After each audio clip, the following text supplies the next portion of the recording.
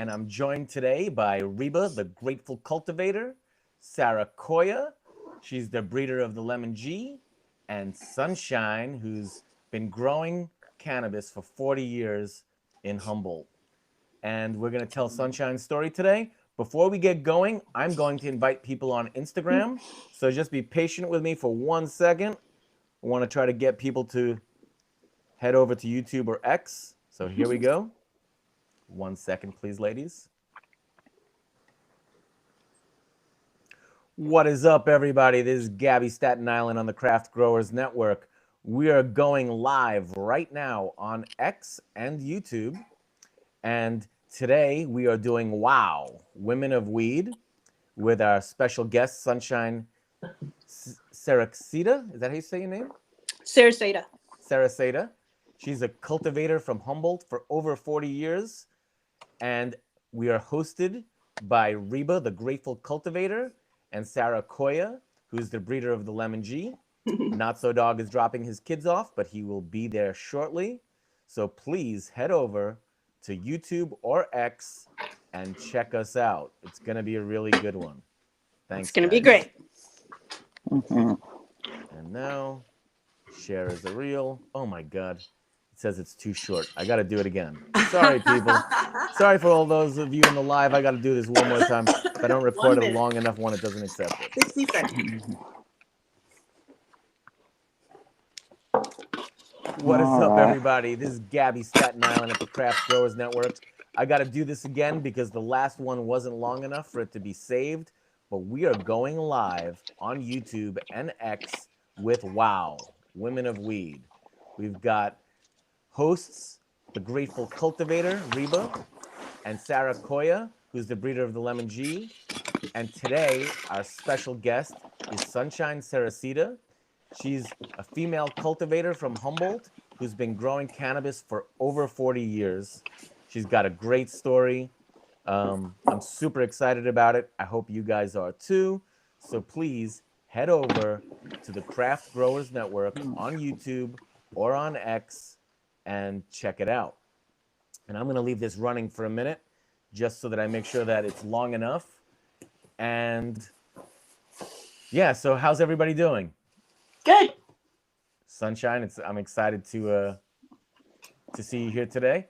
And so yeah, already hear your stories. I just want to make sure that if anyone needs to like roll something up or make some noise, that they know where the mic mute button is. Right. Alrighty, so if you're gonna make some noise, just press the mute button so that we don't have a whole bunch of ruffling. And everybody, last time, head over to YouTube or to X and check us out on the Craft Growers Network. Thank you. Okay, that should be long enough. Yes, it is. Sweet. Great. Alrighty, and we've got 44 people watching already. Please, everybody, share this link. Let's get as many people watching as possible. Alrighty, I'm a little bit nervous this morning because I want to apologize for something that I said in the last Women of Weed. So before we get started, I want to read, we made a, what does an MOU stand for, Saraquoia? It is just a memorandum of operating. Okay, so we're trying to figure out how we're going to formalize this and what the goals are of this podcast. And so this is what we wrote. This podcast centers women's voices, labor, and leadership, particularly within industries and communities where those voices have historically been marginalized. The show aims to center women's lives, experiences, and expertise in cannabis, fostered through thoughtful and empowering conversation, avoiding extractive storytelling, and ensuring women involved have real authority, not just visibility. And so the thing that I want to focus on here is in a place where women have been marginalized. And so in the last podcast, I asked Reba a question. And I didn't mean it to be offensive or marginalizing, but I guess because of my perspective as a male, I didn't think about how it could be, how people could feel about it. Reba and other people in the chat. And so what I said was, Reba was telling a story or telling stories about how when she was a cultivator in Humboldt, and how she was selling her herb. And I remembered when I had the Garden Spout, and which was a grow shop in Mendocino County. And when I put job offerings out, we only had women apply. And the reason why women, they were the only people working for us because they were the only ones applying, because guys didn't want to work at the grow shop. Okay, they wanted to be up on the hill growing or doing whatever. And so, we would put, job offerings out there, and we would only get females to apply. And what we noticed, and Rand says he's offended. I'm offending people already. And so what we noticed was that these guys that came into the store, they'd have a really hard time negotiating with the girls that were working for me. And so, like if I was there, they would try to like get the price down on anything that they wanted to buy. But with these cute girls that were working for us, the guys were a little embarrassed to ask them for like $10 discount on a bottle of nutrient, because then they got no shot at like asking them out or something. And so when Reba was telling her story, I asked her if she ever used her femininity, or if her femininity was ever an advantage when she was selling herb. And I didn't mean anything. I wasn't trying to marginalize her at all. The reality is, I think she's a badass cultivator. I think she's a badass woman. And, but, this comment not only, first of all, it threw her off. When we were talking, instantly she like had a pause for a second before she could respond, and she didn't know exactly what to say. And there were a couple of comments in the chat, which I did not see at the time, where people said something like, I can't believe she's answering these questions. And so, okay, someone just told me to shut the fuck up. It's a great question. It's a great question. Yeah, so you can ask me the same question. It's great. Okay, well, Louis, please block this person who just told me to shut the fuck up. Well, I mean, the thing is, Sunshine, like, you're okay with the question, and that's cool, and you can answer it after we're done, but not everybody's cool with the question. And it, the last thing I want to do is offend women, marginalize women on a podcast when we are trying to lift them up. Yeah. And so, I've already apologized to Reba and Saraquoia, who they already knew that my intentions weren't bad, but I wanted to publicly apologize to any of the women that were listening to the podcast that may have been offended. And so the one thing I wanted to say is, in this, memorandum of operation, we listed myself as the executive producer. And the executive producer is not like involved in the show. It's more like the back end. And, what I said was, I want to be a part of the show. And I think it's important because, look, if women are just talking with women about women, then we are not increasing awareness of women in weed, women of weed. Okay, so, I may not have the perspective, and I may say stuff that's wrong, hopefully not inappropriate and offensive, but, I just want to make Reba and Saraquoia know where I'm coming from and that I'm not trying to be a jerk or sexist. But like, I don't have the experiences that they Okay, do. well, yeah, let me just answer the question Go for ahead. you. Well, actually, this question about being marginalized, like Yeah. that, like, okay, I'm secure in my femininity, okay? And to be honest, the buyers, the worst. The worst. You didn't forget having any kind of, no. Femininity, no. It was quite the opposite. They would pay you less. They would be like, no, it was quite the opposite, actually, unfortunately. And as much as you wanted buyers to protect you and look out for you, no, not exactly. Not exactly like that. So I think it's like, yeah, yeah. So I would have to say that no, not the greatest experience there. Yeah. Yeah.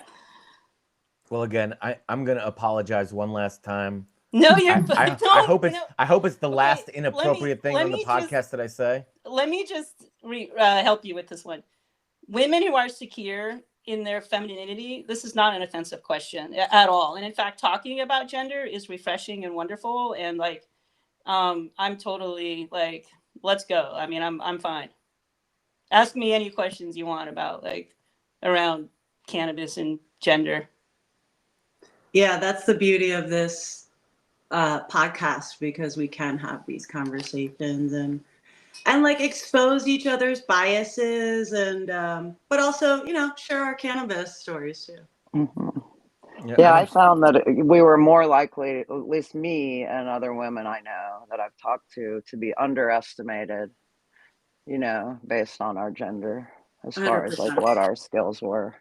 But well, one thing's for sure, I don't underestimate the ladies in this podcast today. They're all three of them are badasses that I admire and want to highlight. And yeah, so that's what I we're gonna do. appreciate you. Thanks, We're gonna Gabby. highlight This women of platform. weed here. And Mhm. so, a couple things. Notso Dog just sent me a text message say he will be here shortly. He's dropping off Awesome.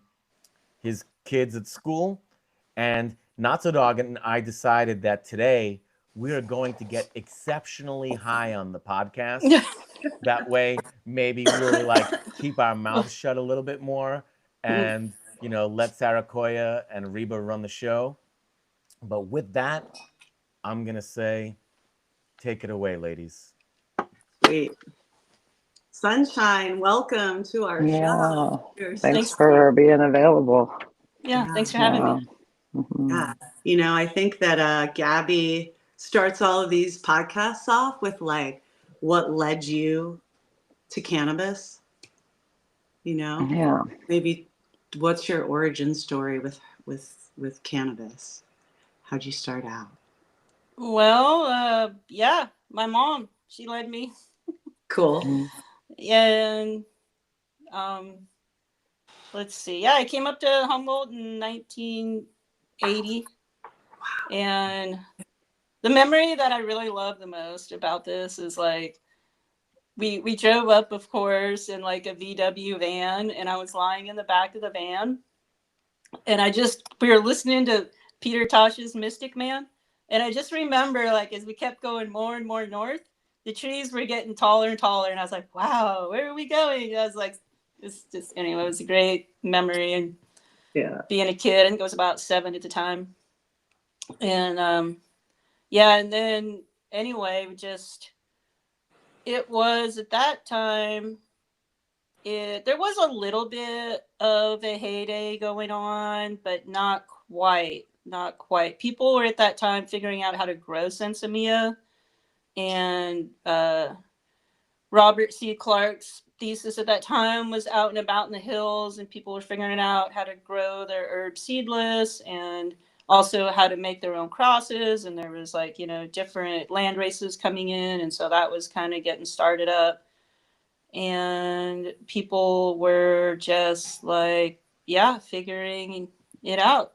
And most importantly, just a lot of young families out there raising their kids out in the hills and figuring out that they could grow herb and have a family and be together.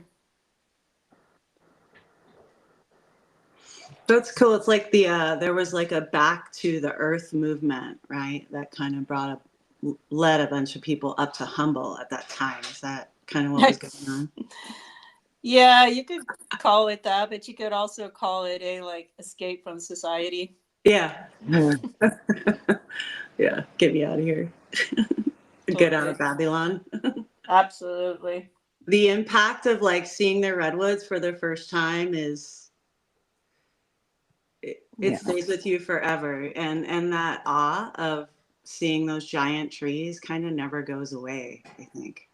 Yeah, I'm super like just grateful too because I live next to the Humboldt State Redwoods and I walk in the old growth regularly and their presence is just it's close to me and yeah, I just feel really, really grateful for that. Are you cool with sharing like when's the first time you partook, puffed?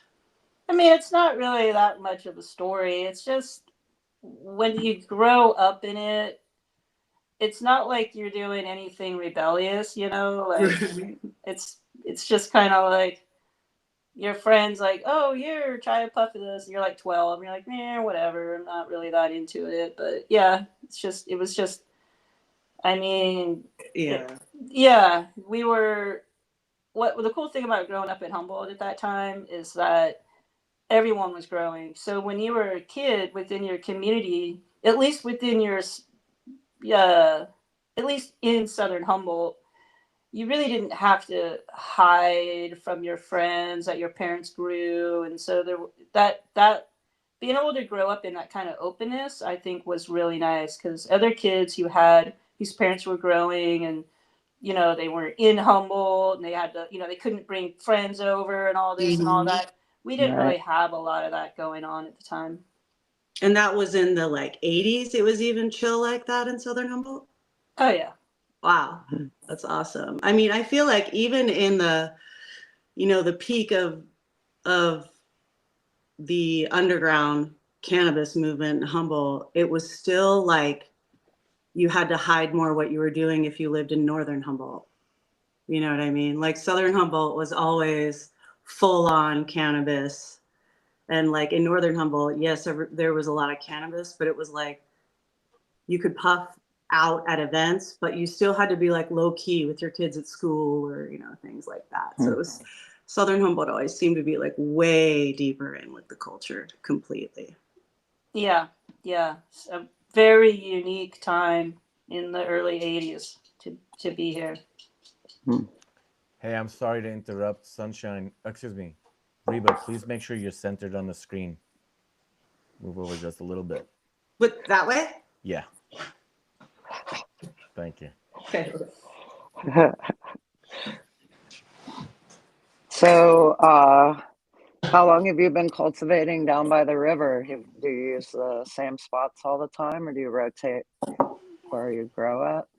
Depends on when I was growing. I mean, back in my guerrilla growing days, yeah, rotating was crucial to just mostly I just kept moving around just to like part of my you get these little I don't know what you want to call them, but one of the things was like I noticed was you didn't ever want to get too comfortable because if you got too comfortable, you made mistakes. So you're like trying to hide your patch. And if you were there too long, you'd start to cut corners and then, you know, and then it was just, you got to keep your edge about you at all times. So going to a new location has its challenges because by the time you get comfortable there, it's time to go find a new place. And so that was generally how I went about it in my younger days of growing. Yeah. So you were like out in the, I mean, people weren't growing on their properties back then. They were all in the national forest, right? No, not at all. People were definitely growing on their properties. Oh, they were, for cool. Sure. Oh yeah. We all had our patches out back. On your okay, cool. Yeah, there was quite a bit of that for sure. Yeah. I recall the days of like the early 90s and I guess, yeah, now that I think about it, people were on their properties, but there was still that kind of outskirts of people doing wild stuff out in the national forest, like hanging bags in tree canopies, and just thinking about the amount of work to like get water or whatever, just anything out to a site like that is crazy. You know, did you ever cultivate kind of super guerrilla like that? Oh, hell yeah, I did. Most definitely. I had like, That's fucking badass and just like wild. yeah, it Yeah. was like I did canoe plants and Oh my- soil down the river in the moonlight. That was pretty fun. That's I've amazing. never heard anyone do that before. That's That incredible. was pretty fun. That was good. I was just like by myself too, you know, just like it was adventurous because I was like, oh, I can't see the depth of the water, but like I just had to maneuver my way about. I could figure it out. I'm Yeah. pretty good river That's runner. really cool. Oh yeah. Just floating down the eel on a and, then, moonlit night. and then like when it came to harvest, this is a funny story too. I was like, I had to get all these creative ways to get my crop out. And I was in an area where there were like people around. There could be people where my car was parked. So I was like, dang, you know, how am I going to get my herb out of there when I got to like, there could be people and I got to get to my car. So I go to a friend and I borrow his kayak.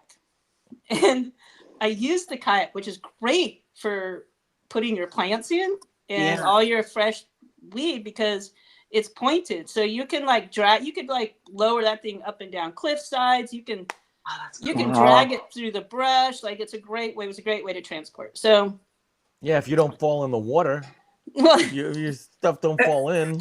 Oh Yeah. shit. Yeah. Step one, don't fall in the water.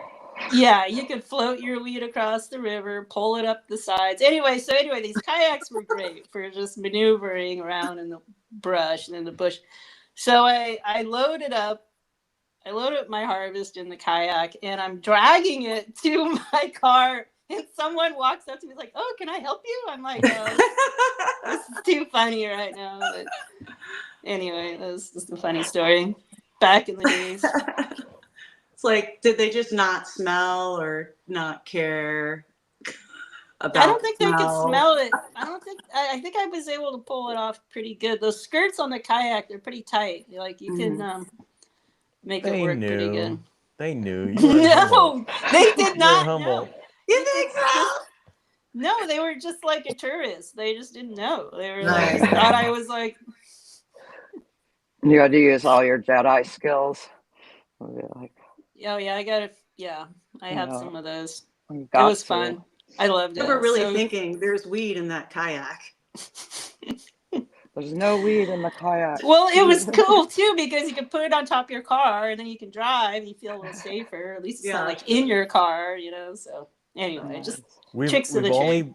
We've only been like 2 minutes into your story, and I think you've already told one of the best stories that we've ever told on the podcast. Shoot. Kayaking down the Eel River in a kayak with plants, and then your harvest. That's just incredible. That was a canoe that I took my plants in the soil, and then harvesting, I borrowed a kayak. I borrowed a kayak. My friend must have got his kayak back and been like, "It smells like fresh weed in here. Wonder what she's growing." Someone asked if you ever carried any firearms with you. I did not. No. Other, I guess other people, but no, not me. Like a knife, maybe, like a farm knife, kind of working knife. I'm sure I had, working tools, but tools, right? Yeah, I know. I just never really. Fortunately, I just never really. I didn't grow up with any of the. That's not true. There was some, but it wasn't really a part of my situation. That's cool. So, did you feel like you had like hippie kind of upbringing from before that, or was it once you got to Humboldt that your life kind of changed? It was a little bit before, but just a lot more when I got here.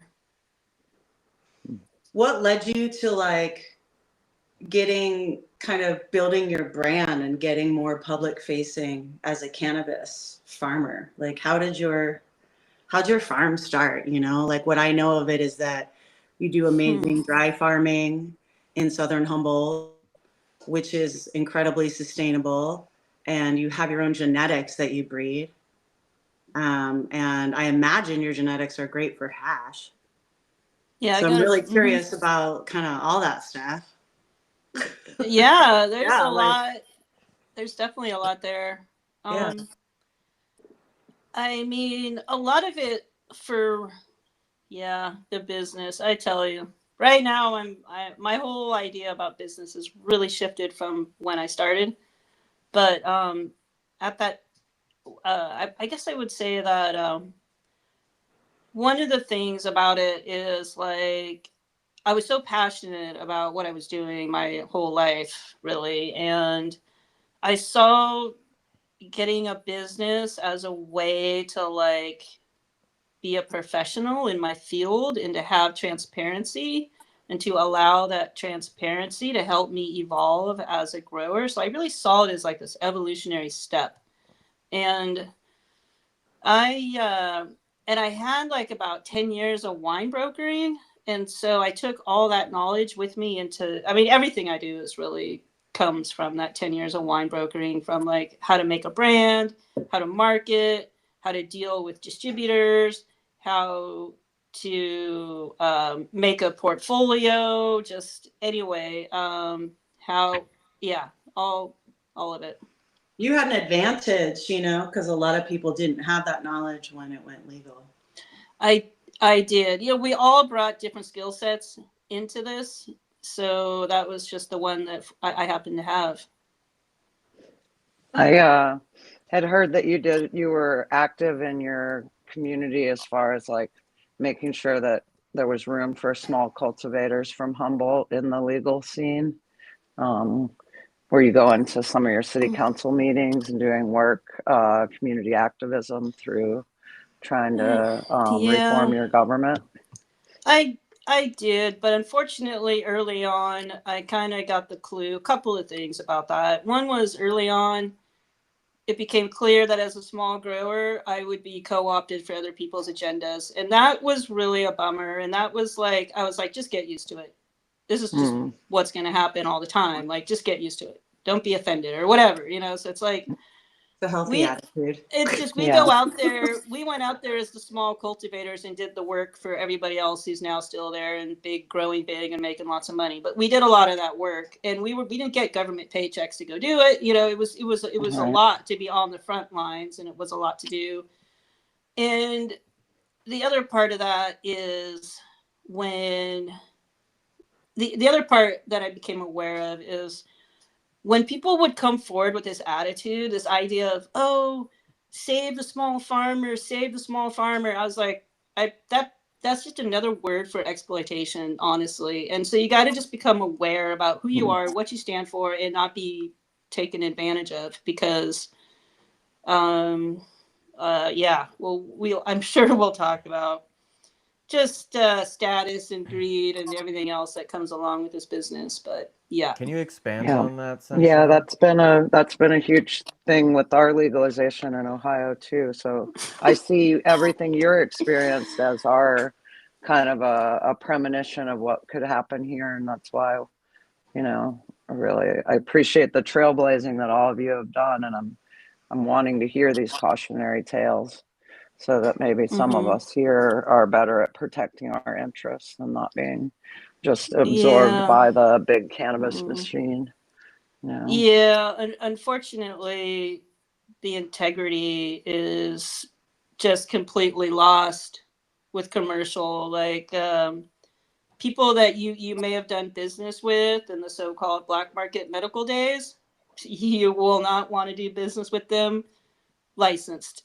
And Huh. it's just kind of one of those things. Like, you cannot trust people. It's legal, and you go into it so naively, like, oh, everything's track and traced, and there's licenses, and you think there's going to be this like transparency, and everyone's going to like, that it should, you can trust people more. Hmm. It's the exact opposite. The commodity of outlaws is real. There was much Yeah. more integrity in the black market than what I call the red market, the debt market, the commercial market. So yeah, The I red mean, market. That market sounds about yeah, right. so That that's market, yeah. that's something to be aware of. And I'm not trying to be negative or anything. It's just that the survival instincts that you had back in like the black market days, like you got to double down in the commercial. Like you really, and it's so much harder because you don't know where your threats are coming from, and it's much more challenging. And Yeah. there's Notso Dog. Looks like Notso's in here. Notso. Notso Good Dog, morning. you Hey there. already Good know morning. Reba and Saraquoia. I want to introduce you to Sunshine. Nice to meet you. Hi, What's nice to meet you up? too. And I already told them that you and I are going to get super baked today, so I hope you got your I am supplies gonna be ready. quiet. My kids' high school decided that Wednesdays and Fridays they should start an hour and 15 minutes later. So Huh. Weird. yeah, I raced home. I had to drop them off. They start at 9:30 on Wednesday. So Well, they're we trying to give appreciate you teenagers joining more us, buddy. rest. Huh? I said we appreciate you joining us, buddy. Yeah. But I will Yeah, shut thanks up for now being here. and continue on. Yeah, we were just talking about the trials and tribulations of having a new and legal market as opposed to our gray market. You know, where we lived in before. And Sunshine was I was asking her about, you know, what all had transpired in Humboldt. But I do want to reiterate that my understanding was that you did your best to stick up for the small growers and to try to be sure that they were included when you were going to city council and doing things like that. And I know there's a lot of people in your community that really respect you for that, Mm-hmm. for trying to carve a spot for people with smaller farms. Yeah. Here, yeah, Mm-hmm. Mm-hmm. yeah. I mean, we would have really needed quite a bit of like government protection in some ways, Mm, which we didn't really have. There was some like, I mean, they did to some degree roll out the red carpet, so to speak, but that's now gone. I mean, it's yeah, mm, the niceness is gone. It's not there anymore, and that day was going to come, so it's here now, and um, I would say that as far as like yeah, being a smaller farmer, it's just a challenge to get representation in the commercial market as a small farmer. A lot of our customers aren't that comfortable going to dispensaries. It's hard for them to really adapt to that as well. So that's also a challenge. And mm-hmm. the the way how like the market works is it really comes down to sales, and something that you don't really want to have to think about, especially if you're an artist and you're a craft grower. It can be Mm-hmm. so hard to go out there and sell yourself, and artists experience this all the time. Mm-hmm. And some artists, like, fortunately I'm one of those people who can do it. Okay, now that's great, and I've met other people who can do it too, but not everyone has the skill set and can really do this. And I mean, I learned it through doing wine sales, and so I learned a lot about that, and that really helped me out. But yeah, so that's it. You really have to work very hard on those relationships, and you you have to go out there and fight for yourself to get paid, and that is also really hard to do. It's That's exhausting. challenging. It's Yeah. very exhausting. Yeah. Yeah. Mm, That aspect of it, I mean, people that aren't in the legal market don't understand what that's like, but it's really common for producers to not get paid by their distributor for 9, 10 months, maybe even a year, you're still trying to track down and get payments. And like, you have to be able to live without getting paid for your work in a legal market, right? Well, it would help. I mean, it's kind of ridiculous to say this, but honestly, in as much as we love our friends going into distribution, they really don't have the money to really cover the inventory that they have, other than the vans they own. And if you're holding $1 million worth of product and you don't own it, that's a bit of an issue. So, like, you know, what's the incentive to sell something if you haven't bought it? And I know that sounds kind of weird and everything. And for the distributor, they're like, well, what do you mean? Like, oh, I'm juggling your pounds, and now I'm juggling your money. And it's like, man, you know, I don't. You're not. Anyway, I'm not. You can only extend. You got to think about it as a farmer. You can only extend so much credit out, including to your distributor. And so, yeah. You know, it's like if they were to actually own the product, they would make way better decisions about what they bought, and they would be responsible to actually, you'd be paid. So you'd be out there cultivating, doing your thing, and it'd be there would be a lot of incentive for them to collect the money. Now it's like they're just doing you a favor. They're just doing you a favor to go sell it. They're just doing you a favor to go get your money. It's like, what? Like this, it just doesn't. I'm not like, I don't. No, I'm not looking for a favor here, okay? So, yeah, it's a bit messed up that way. So, yeah, that's crazy. You can't avoid that, but I definitely think that they need to allow farmers to sell their flower direct. You know, there's like a huge farmers markets and stuff like that. Oh, yeah, yeah. Well, that would be amazing. Apparently, they don't trust us, do they now? Look at me. Yeah, the weed's too dangerous. You're not going to trust me with my own sales? Like, it's like it's a self-fulfilling prophecy, though. Yeah. In a sense. And what I mean by that is that, like, if we did that, that's a direct shot to distributors and to retailers. Because all those people that don't want to go into a dispensary, they can just hit your website and get it shipped to their house or something. Like, so all those people that are paying all those, I'm not even agreeing with them. I'm just saying that, like, that's the stores want to be the exclusive spot you have to go. Oh, well, let's go back to medical, right? Yeah. The best real, like, reason for having to be able to drop ship and to be able to do direct sales is access to medicine. If I'm the only one growing my strains and there's someone out there who's like, my God, this really, really helps me. I really need this and that. Like, it's really, for medical people, it's critical.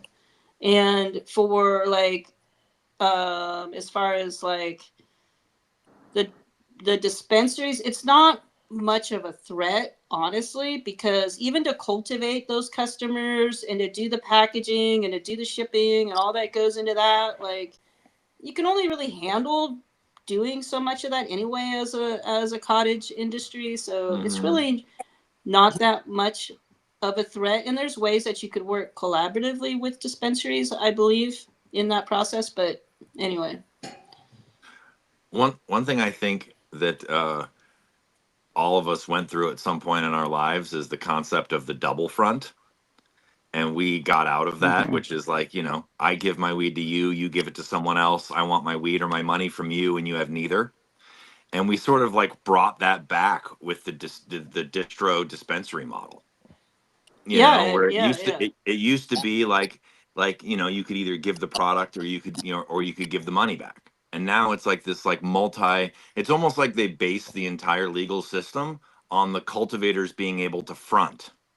Well, grease the wheels on 100% on bankrupting small cultivators. Yeah, I just mean, like, we have to grow it and we have to front it, and everything happens downstream of us, and yet we're the ones struggling very hard.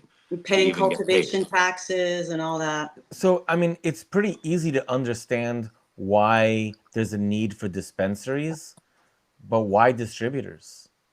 And why should that be mandatory? Like, fine, distributors should be allowed, and if they can provide a service, great. But, like, why shouldn't the cultivator be able to sell their product directly to a distributor without adding another, layer to that? If the distributors bought the product, we wouldn't have this problem.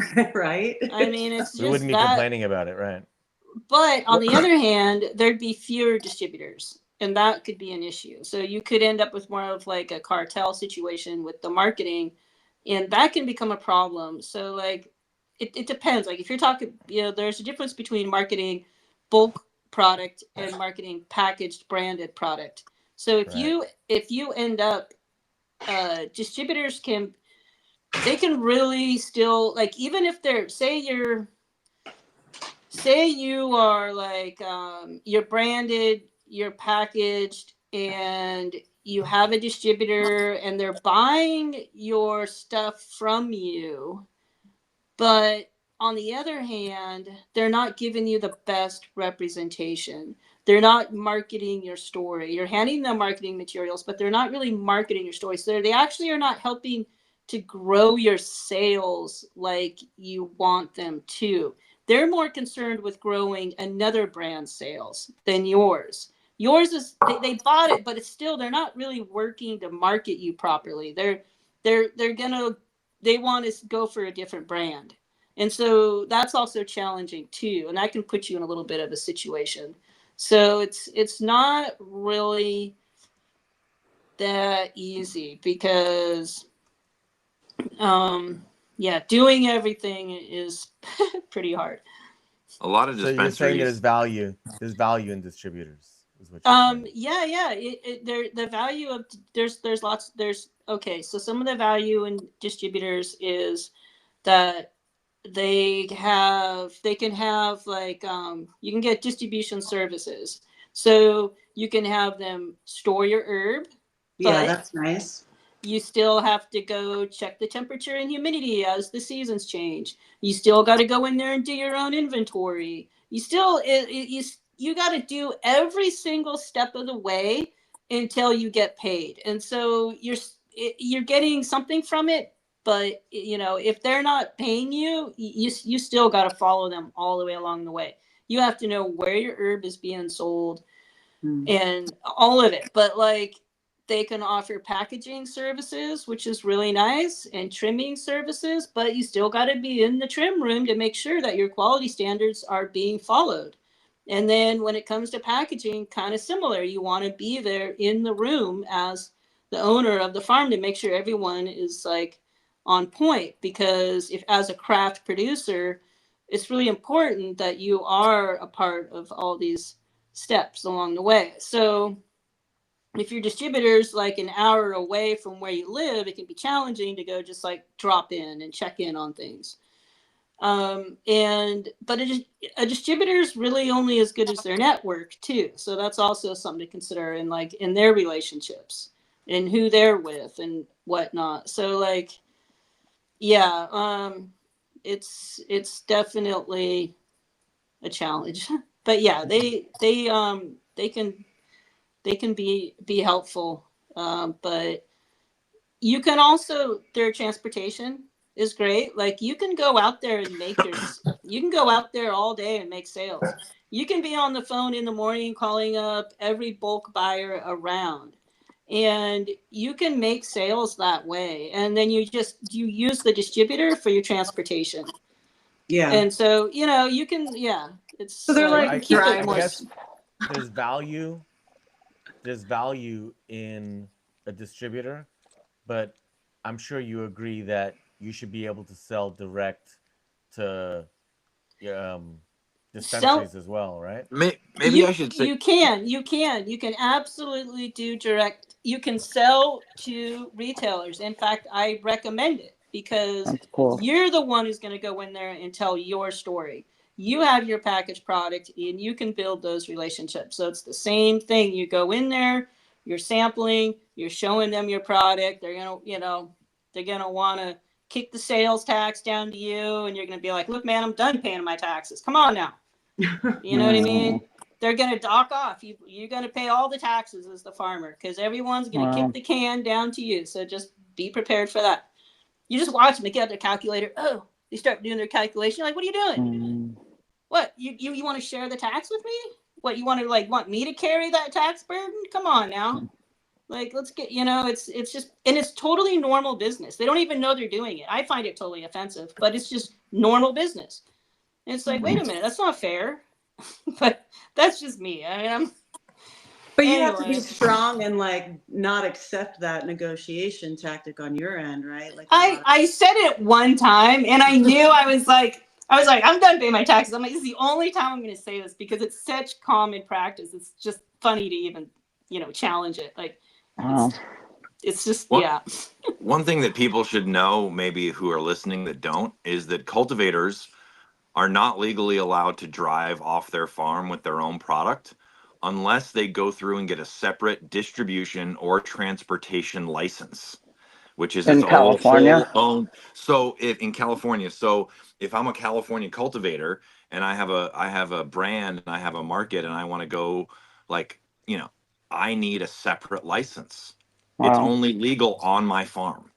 I can't drive it to the shops and shop it around. I need a, and if you want to have a distribution, we don't need to go into all the detail. I just thought people should know that it's like you're almost forced to pay a distribution or a transportation company to get your product off your farm because you're Wow. legally not allowed to put it in your trunk and go make a dope deal with They another make all these completely arbitrary licensed. rules, and I think they're just, it's more and more hoops to keep people that are smaller, that don't have the capacity to pay all those extra fees and jump through those hoops from being able to get involved in the industry. I feel like I don't understand why else our lawmakers, besides contributions from big cannabis, would make all these arbitrary rules.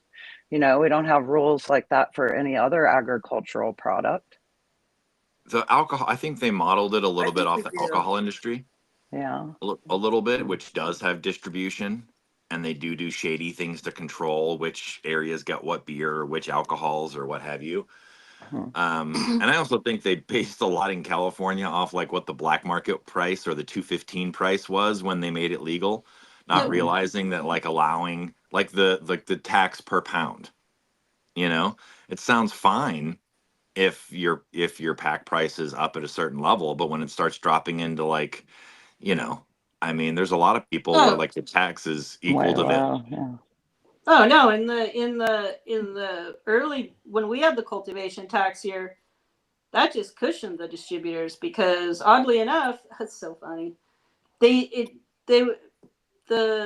cultivators would they would pay their cultivation tax to the distributor, and the distributors were the tax collectors. But when the distributors went to actually report to the state the taxes, they didn't have to list which licensed farms paid how much in taxes. It was just like some bulk amount. So there we are, helping to pay their operations while they're doing their startup. It's like, this is so ridiculous. This whole thing is just so ridiculous. So, but going back to like the alcohol model, one of the things that does help with like this turf idea is you can do that as a brand. So the way you can do it is you can work with multiple distributors and you can give them turf. And you can say, okay, you get this part of the state, you get that part of the state, or you get this city, you get that city, and you don't have any competition from any other distributors. And if there is competition, you just call me and I'll take care of it. And that's like a model that I learned in the alcohol business. Yeah, I know here a lot of the big cultivators that have dispensaries are being sued by our attorney general because of the way that they're denying shelf access and stuff to the smaller cultivators. Oh, wow. So that's it's an unusual step for our Republican government to be making at the same time that they're trying to claw back the adult use rules that That's the people really voted on. wow. That's cool. But they're suing them for unequal practices. That's important That's great. Yeah. I'm so That there's just some good news happened from this last week. because here definitely there was a lot of under the table sort of like they called it shelf space, right? Yeah. Where it's Right. like you had to pay the dispensary for the right for them to give you shelf space so that the customer would actually see your product. And why would they give your product shelf space if you weren't paying them when all these other brands were giving them money just to display their product. Well, let me Right. just It was like And what rock they're doing in Ohio, garden, they would just put their mids, and then people's, tops. yeah, let but me they'd put just give yours. them. Go ahead, Go for Sunshine. it. Yeah, let me just give those shops a tip, okay? Like, try making a well-curated menu and forget this buy shelf space. It's just, your shelf is just going to get chaotic. It's not going to have any focus. And, like, if you're a good curator of good herb, people are going to come to your shop because of you, the buyer. You curated that menu. And that's what's important. I mean, Yeah, here we're not there yet. Like you our know, small, we can't have the little craft dispensaries and grows.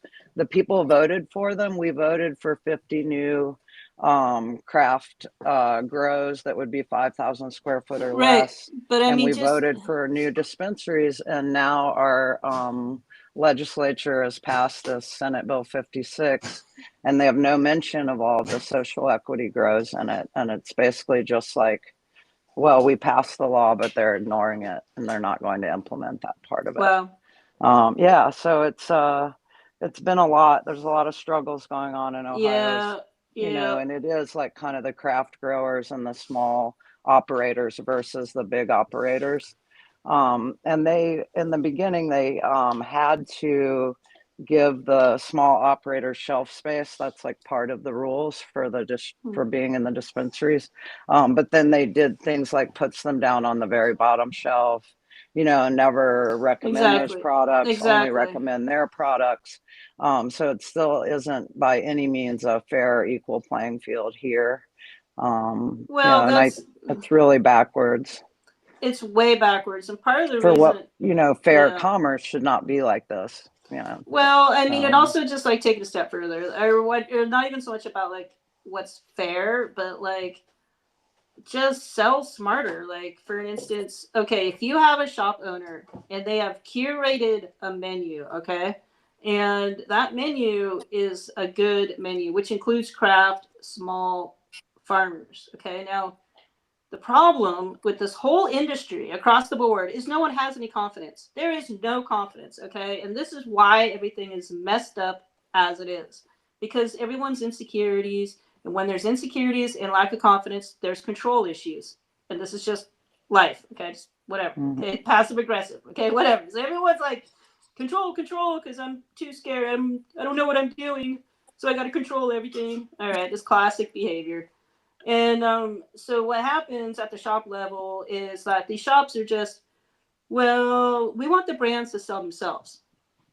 And it's like, have you ever tried selling something? Do you know how to go and shop for do you know how to buy value and sell value and watch those sales grow? Like, come on now. Like, this is, you don't even know how to do sales. You just want to do recognizable brands. You just want the herb to sell itself, and you don't even want to try and sell my herb. And the thing about selling craft cannabis is that it is not an easy sell. Okay, it is not. There's a story. There's people.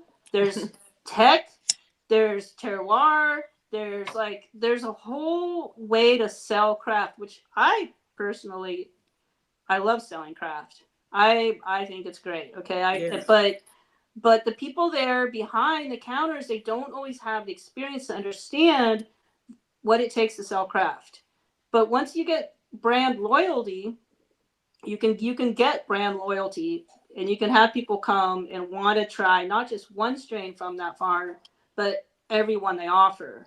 So it's like they just don't know how to sell craft, and they don't want to take the time to learn, and that's the problem. So yeah, I mean, if you're a craft farmer and you go into this process, like, okay, if you're any kind of craft farmer, I don't care like what market you're in. All right. So like when I say that, what I'm saying is that the world needs good herb. And no matter how much weed is grown, there will never be enough good herb. There will never be enough so triple A. Like, okay, think about it like this. That's Okay, true. a buyer comes and they got 100 pounds on the table. 10 of those pounds are going to be triple A. And this is a pattern. You see this over and over and over again. Okay, so like triple A. There will never be enough triple A. So don't worry about how much. If you're growing triple A, don't worry about how much everyone else is growing. You're okay. You're Right. fine. Like, and if, and so if, yeah, I mean, if the red market isn't working for you, well, then you're still needed. Like, don't stop growing good herb. I love that. I feel that in my That's heart. all I'm gonna say about Yeah, that. I love life's that. too That was one of short the to best grow things. bad herb, you know. Sunshine has already said a couple of the best things that have ever been said What? on the show, and that's, I mean, that's a total fact. One thing I wanted to ask and make a comment about was back in the day when Francis and I worked at the Garden Spout, we were able to take advantage of the fact that the other grow shops were poor at making sales, because what they did was they had the product on the walls, okay, and people would walk in, just take whatever they wanted and left. And what Not So Dog and I did was we talked to people, we educated Yeah. people. And so, do you think that there's an opportunity for that in cannabis, or is it just because the people that are the final, the bud tenders are never going to be, you know, trained like that, so it's just not going to happen? Well, I Mm. mean, first off, just getting paid from retailers can be a challenge. So you got to get past that part first. And then after that, like education about your brand. Um, yeah, how do people know that you exist and what you have and gaining leverage in the market? I would, you got to take some extreme measures to get leverage in the market, or I don't know, like, I think that's where vertical integration, like if a farmer is also able to sell their own product, then they're going to do the best job of selling it and educating people about the product. yes and no, Vertical, yeah, vertical because integration requires a bunch of money, Yeah. which Yeah, means I you I, was have thinking outside too. Not so investors. sweet. Are you responding to that chat?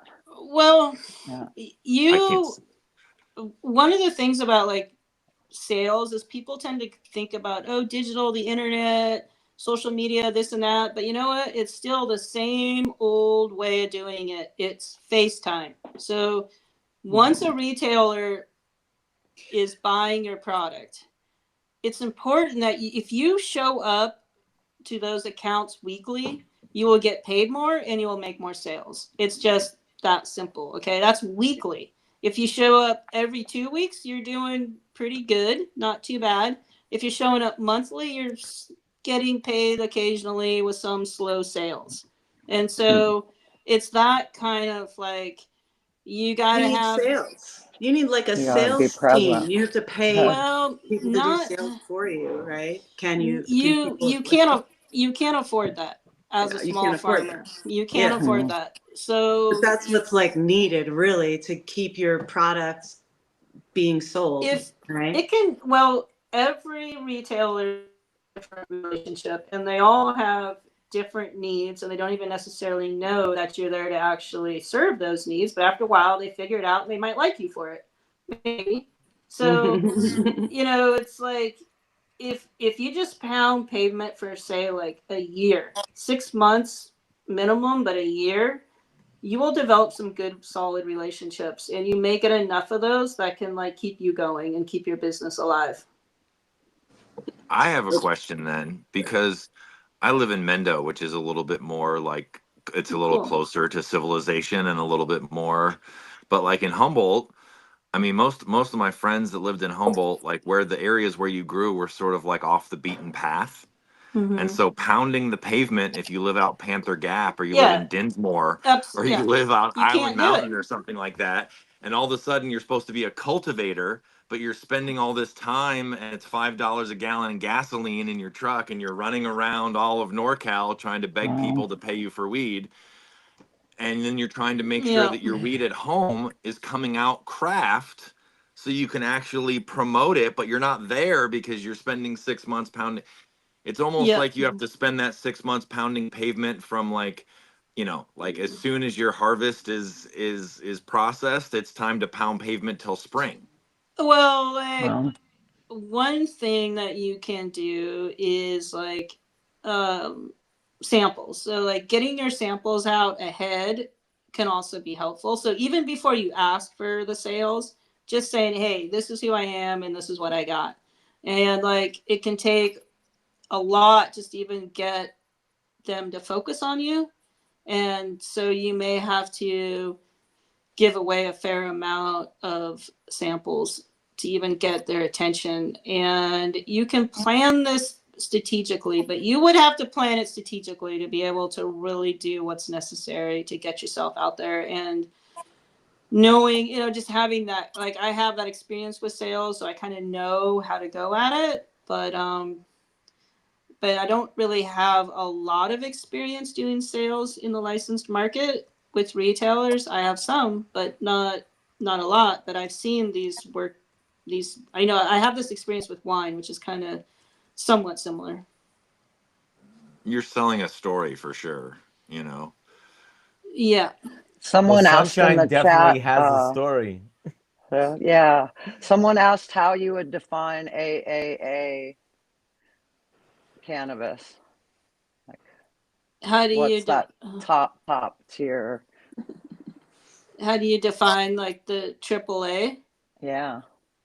Well, it's that top 10%. I mean, I think you can kind of identify that, like, it's You the open the one. bag and it's like, whoa, like a pot of gold. Whoa. Yeah, I mean, You know. Great, obviously. When you great see it, you know. smell. But that Well, doesn't I Yeah. happen think in the legal no, market no. though.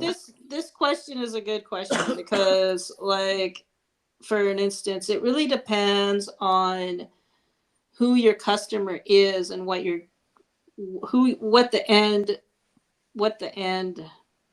like where you're going with it. So if you're growing triple A, that it may not necessarily be what the middleman's looking for. So a lot of herb is sold based on appearance. And if you're the end consumer, you're like, I don't care about how it looks. Like the appearance is not going to get me high. You know what I'm saying? Where the middleman's like, it's all about appearance.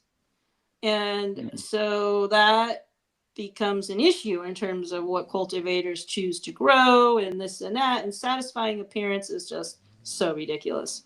So when it comes to like triple A, it has qualities that in my mind are for the end consumer, not for the middleman. So if you're a middleman, you might be confused by you might be like, you'll buy the AAA, but you're not gonna pay for what it's worth because you're in your mind it's just, oh yeah, I can sell this. Okay, great, I can sell this, no problem.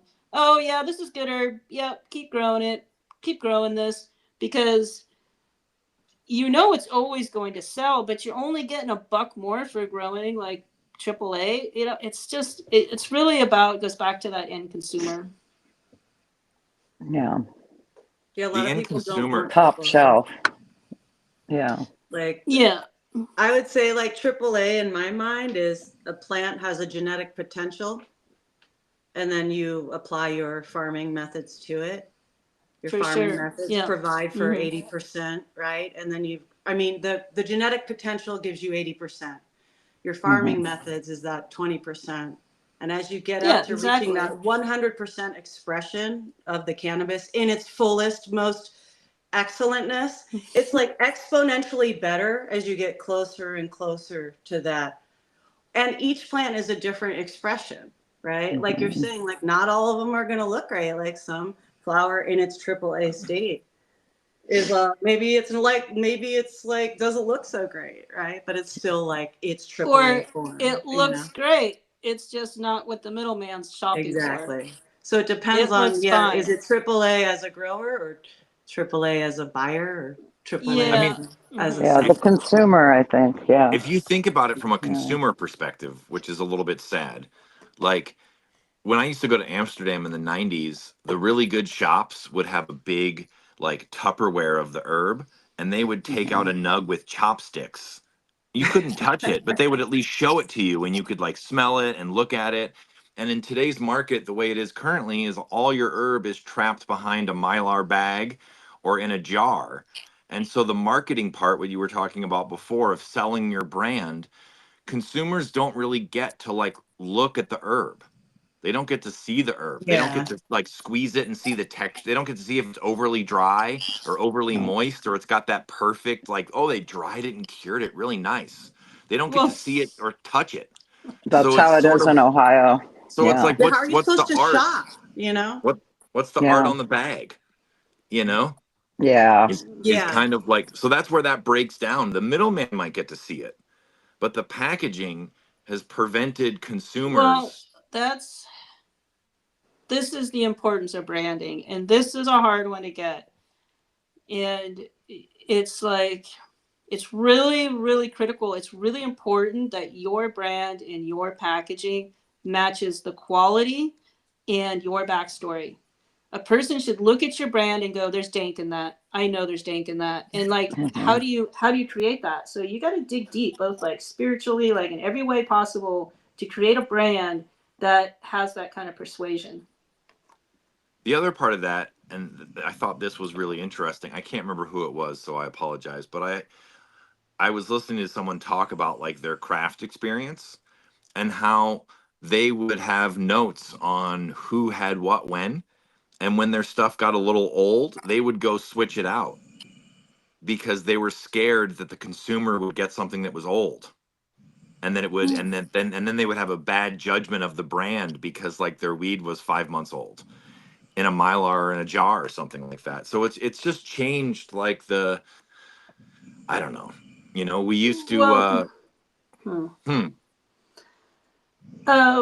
a big, well, a problem is, it's probably been a problem ever since we stopped like drying our herb in our like living room, but whatever. Like the drying and curing is just getting green rushed, and that's a problem.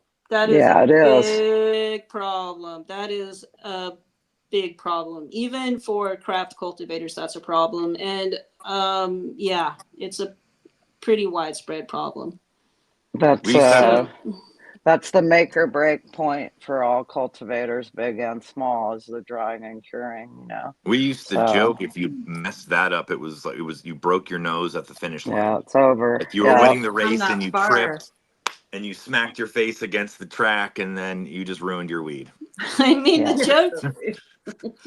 I mean, the way I look at it is like you get these tight, hard nuggets, and the joke I make is you can put it in a slingshot and kill a squirrel. You know what I mean? Like shoot a squirrel with it. Like it's That's how just our G13 used to be, that's the one not we grew. the Yeah. way how it.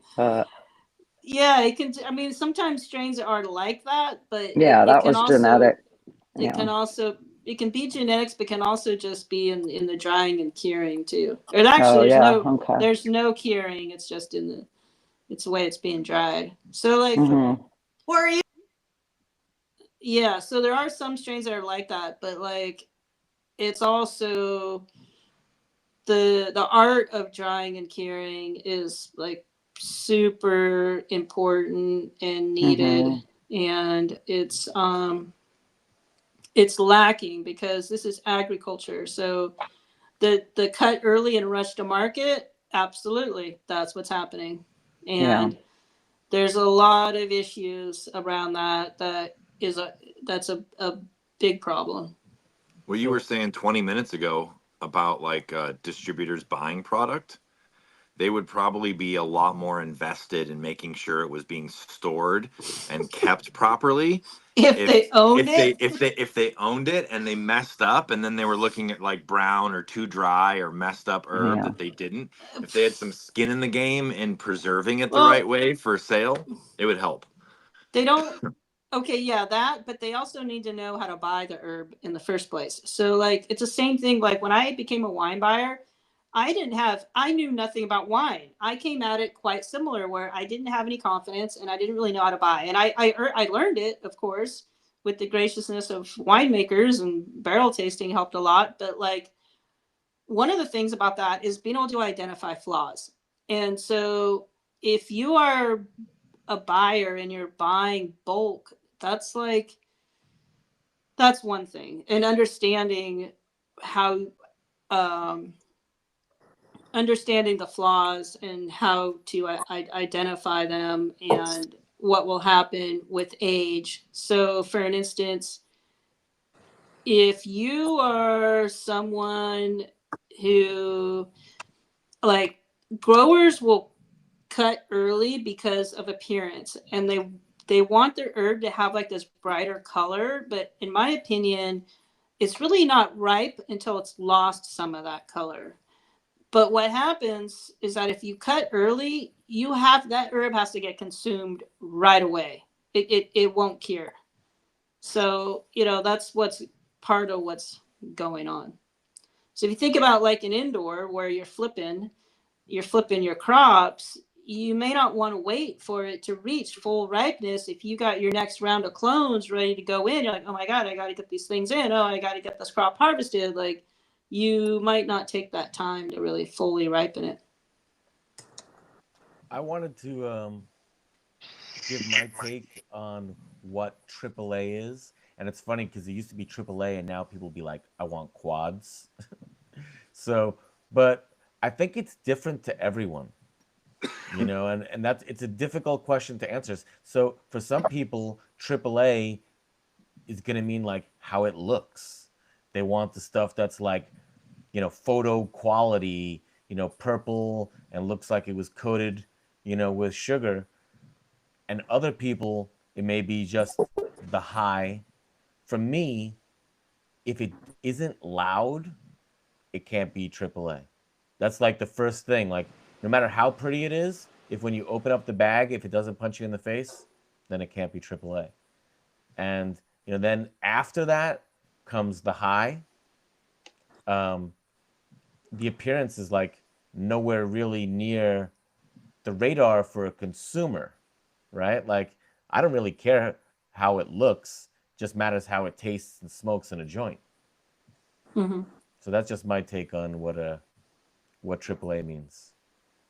Smell's definitely where it's at for me too. Like, that's way more important than what it looks like. But I don't know that that's that way for everybody. That's just like Well, that's why I grabbing said stuff to AAA means show. something Yeah. different to everyone. Yeah, I Yeah. hear Yeah, that. I mean, It's like there's if a connoisseur mindset, and then there's like people that maybe aren't around so many good different strains, because there's that too. There's some people that aren't, don't have access to well, there's as dank of weed all the time, and then they exact have a different idea of what that is, or that's what they're willing to pay for, or what they yeah. understand the value to be. That's So, exactly So right. If you haven't I experienced AAA, you're not going to know what AAA is. so I want to say something else. Notso Dog has a cut, the Mendo Perps, and that stuff tests at like nothing. Like the THC percentage will be like what, 12% or something. Notso Low, Dog. yeah, very low. Okay, Yeah. but when you smoke it, it's just such beautiful. It like the terp profile on it is incredible. So for me, even though it's not high in potency, I still think that's AAA weed because when you smoke it, you just have this experience of pleasure that is, it's insane. It makes me feel like AAA is like the same thing as craft to me, in the sense that everybody agrees it exists and everyone has widely different definitions of what actually is it. Like, what's craft? If you ask that to a bunch of Well, different people, you might get different It's answers. when the bud goes in. I Did we lose it? Oh, there we go. There we go. yeah, I think if you I think if you were to take that 100 pounds and put them out there on the table, and you had like say 5 pounds each of those things or whatever it was, or a few pounds of a bunch of different things, I think everyone would agree on what's AAA. But some people might be more hesitant to buy it because they're like, man, this isn't really going to work with my buyer, right? And so I think that's just what it kind of comes down to as well. Yeah. There's also something to be said for, like, in the 215 era, you could walk into a dispensary with your herb and they could look at it and they could judge it, And if it was really great, it might be gone in 3 or 4 days on the top shelf at that dispensary. So there was a lot faster turnaround. So consumers were getting fresher, like not too fresh, but they were getting herb more in like the quality window that you'd hope for. There's a lot of herb now that gets sold that's like months old sometimes, because it just depends on how fast the distributor moves it, how fast it goes off the shelf for the particular dispensary it goes to. And you know, it's a living, I mean, it's a plant, so it, you know, there's It windows does there, have I a think, of shelf life. quality. Yeah. It has a shelf life, and that Yeah. can vary greatly on how you treat it. Yeah. 100%. We had a backlog of like a year worth of supply to the dispensaries when Ohio passed issue 2, which was the adult use, you know, and I'm just thinking like, wow, year-old weed, you know, that's what you're going to get at the dispensary, because you know they're going to sell the oldest stuff first, you know, Well, or yeah, Ohio takes a nap. I actually like strategically planned on packaging a year later after harvest because I knew how long it was going to take, which is all the stop and go with licensed businesses, and I knew it was going to be slow going, and you know, just getting the packaging just all across the board. So like I actually made sure, like, I didn't care about losing color. I just wanted everything to be really ripe and it would cure well, because I was like, if it has a good cure, it can age. So like after curing, it ages. And sure enough, I was like jarring year-old herb and putting it on the shelf, and it was fine. No issues, no problem at all. So I mean, that's just, that's just part of it. And so, yeah, that planning worked. It worked for me. Good thing. It did. Yeah. And yeah, I don't want to say how far I've taken it, but I will say this. If you have quality to begin with, which is that kind of that AAA we're talking about, if you right. start from quality, that quality will carry through across all the different price points, right? You'll still be the best buy at any given price point if you have quality material to begin with. Yeah. Well, you know, Yeah. something that you made me realize is for a cultivator, AAA strain is something that ages well. So, like we talked about this in the last podcast with me and Notso Dog, is the sour diesel doesn't age well. You know, like you need to sell that herb fast because the terpenes are so volatile that it Yeah. loses It's its really nose, greasy. right? It Yeah. loses its nose. Now, the Chem Yeah. 91, you can have that herb a year later. If it's been Like stored better. properly, it's going to be just as good, if not better. I think the Yeah, thing, that's how the lemon is too. But I think well, the terp content's higher probably in that sour I diesel or the think THC. I think on the sour diesel, you might just not be letting it fully ripen. I think it needs to go a lot longer, and that might be part of it. Oh, how Because it it cures. doesn't, Like how like long you let it it will go. get like that sour diesel. It will get stronger if you leave it on the vine longer. Like it actually can take, because you'll notice it'll be growing. You'll be like, it doesn't really smell like sour diesel. It doesn't really, and then oh, now it smells like sour diesel. And It you're like, gets it in oh, the latest and weeks. yep, and then you cut it. But you know what? Let it go a little longer, and you might have an easier time with that curing and aging.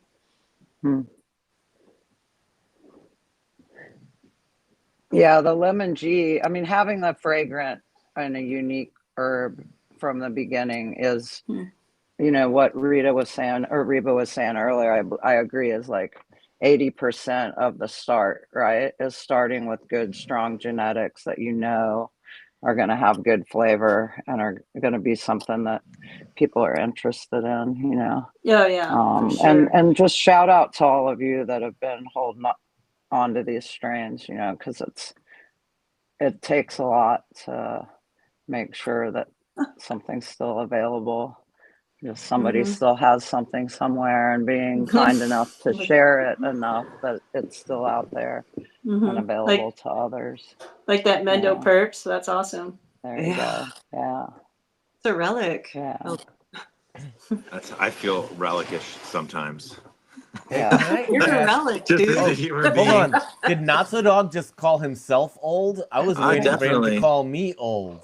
Oh, Every I mean, show, Notso Dog you're throws an definitely old older joke. than Now he me. threw some shade in. But you Hey, A know, relic Sunshine. is, Two old guys. Hey, Sunshine. yeah. This entire podcast, the thing that I've been thinking about the most is you like floating down the Eel In the River kayaking. in a canoe. And can you tell us some more stories? Like, I mean, I know that, I mean, if that's just the one that came off the top of your head, you got to have some other stories like that you can share with us. I mean, yeah, there's definitely stories, but I always get a little bit like, I mean, the gorilla growing days. Yeah, it's like I don't always want to like. I mean, I definitely would expose The myself to statute of some. limitations is probably over on most of It's way those. past, yeah. Nor do I think they Yeah, would care. I mean that I, one is a good one, but and then also just like growing my family's herb out, like growing it under the whitethorn and carving it out under the whitethorn, and like back in those days there wasn't the only potting soil there was a stuff called like super soil from like San Francisco, and you had to make and build your own soil. yeah. And the whitethorn was great because it's a nitrogen fixer and it had a lot of good soil stuff in there.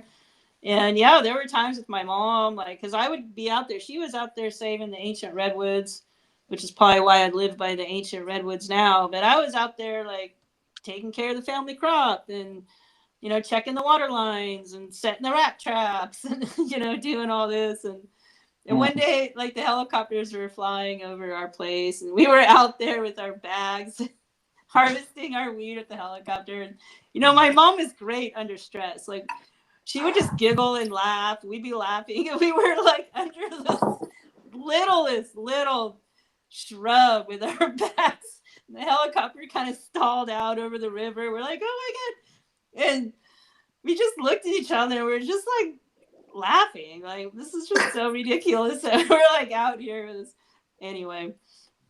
And but yeah, so we did all right. We got our herb out and it was fine. And anyways, it's a funny story. Growing for mom. But yeah, the family patch. I enjoyed it. I really enjoyed like working with the landscape and also just in using nature, like and how to use light, because you're kind of it's the art of growing in the shade is what it was. So so yeah, it was and those skills now. So now I mean I could still see those skills. Taking them to the backyard, and I could show home growers how to hide their plants in their backyard. Like, I would love to do that. It's just something I enjoy doing. That's fun. We were getting interviewed by this lady and she's like, well, where did people like to grow their outdoor, back in the day? Like, where would people grow their outdoor? Like, where was the best place to grow your outdoor? And we were like, the best place to grow your outdoor is where no one else will find it. Exactly. Number one, that's where you want it to be. So if you have those disappearing skills, then you have more choices, but definitely there's a lot of people that would grow down by the river, which I understand you have some experience with, because there you had most access to just water in the woods, because there's not just water everywhere in the woods. And it doesn't rain if you have to haul it, it could be a long haul sometimes. Getting water to your patch was the key. The heaviest. Absolutely. That's why, like, now I live in the Eel River Valley and I dry farm. I don't use any water. It's so amazing. It's put them in the ground, and I mean, I use water. Did they get water? Can you talk about that process a little bit? Because I don't know that much about dry farming. I'm so fascinated. Is it like a gravity, knowing where the water is going to go? No, it's and then putting the plants? I want to say it's unique somewhat to geology, but also to the soil type. So we have like a silty loam here. And the way how the dry farming works is that it's flat. Like I live on the flattest land in Humboldt. I'm like a Humboldt flatlander. It's hilarious. But anyway, the land's totally flat. Which is amazing.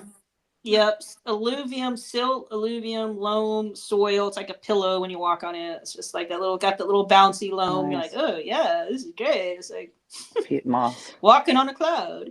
Anyway, so like the soil, and then the way how the dry farming has been done here traditionally is fairly conventional. So it is ripping, plowing, disking, tilling. And the idea is you want to open up the soil capillaries, and then the water will wick up to the surface. So it's actually about the water coming up to the surface.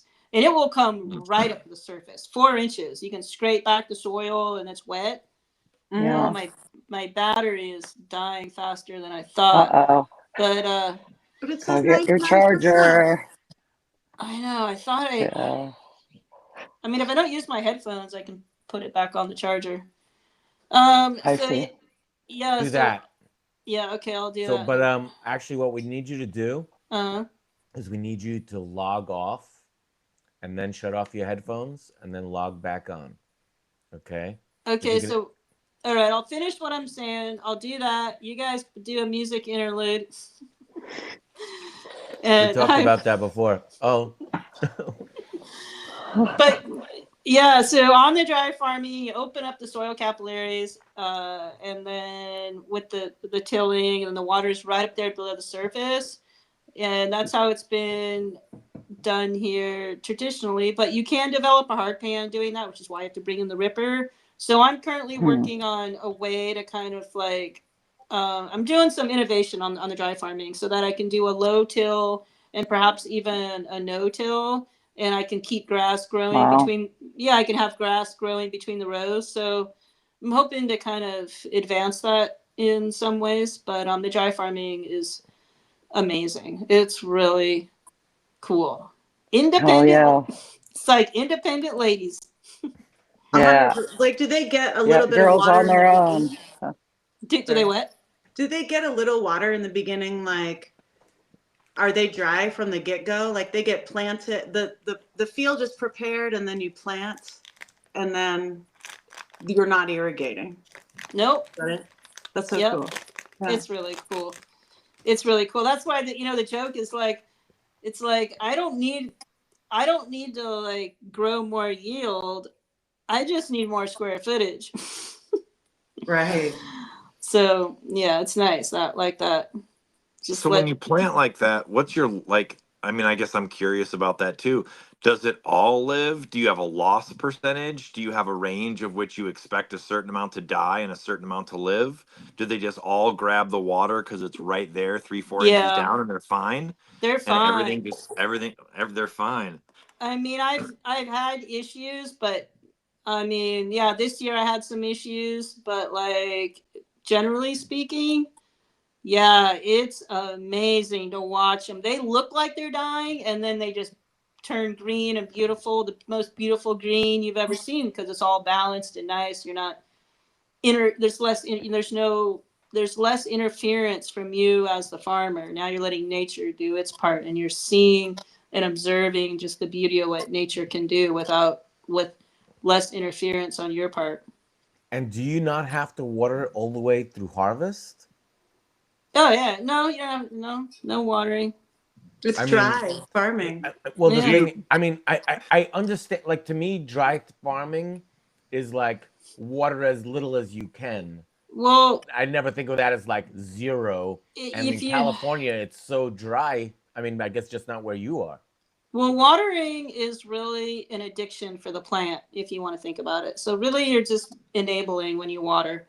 And I know that sounds kind of crazy to you, but that's like, when I feed my baby, I'm just making it weak. I'm just gonna have to get on the street. And it's not. I don't want to take the bait. Like watering becomes enabling, okay? And so it's just kind of like the water, you got to be conscientious about how you're using it and Hey, not Sunshine, I overuse want to it. talk about this.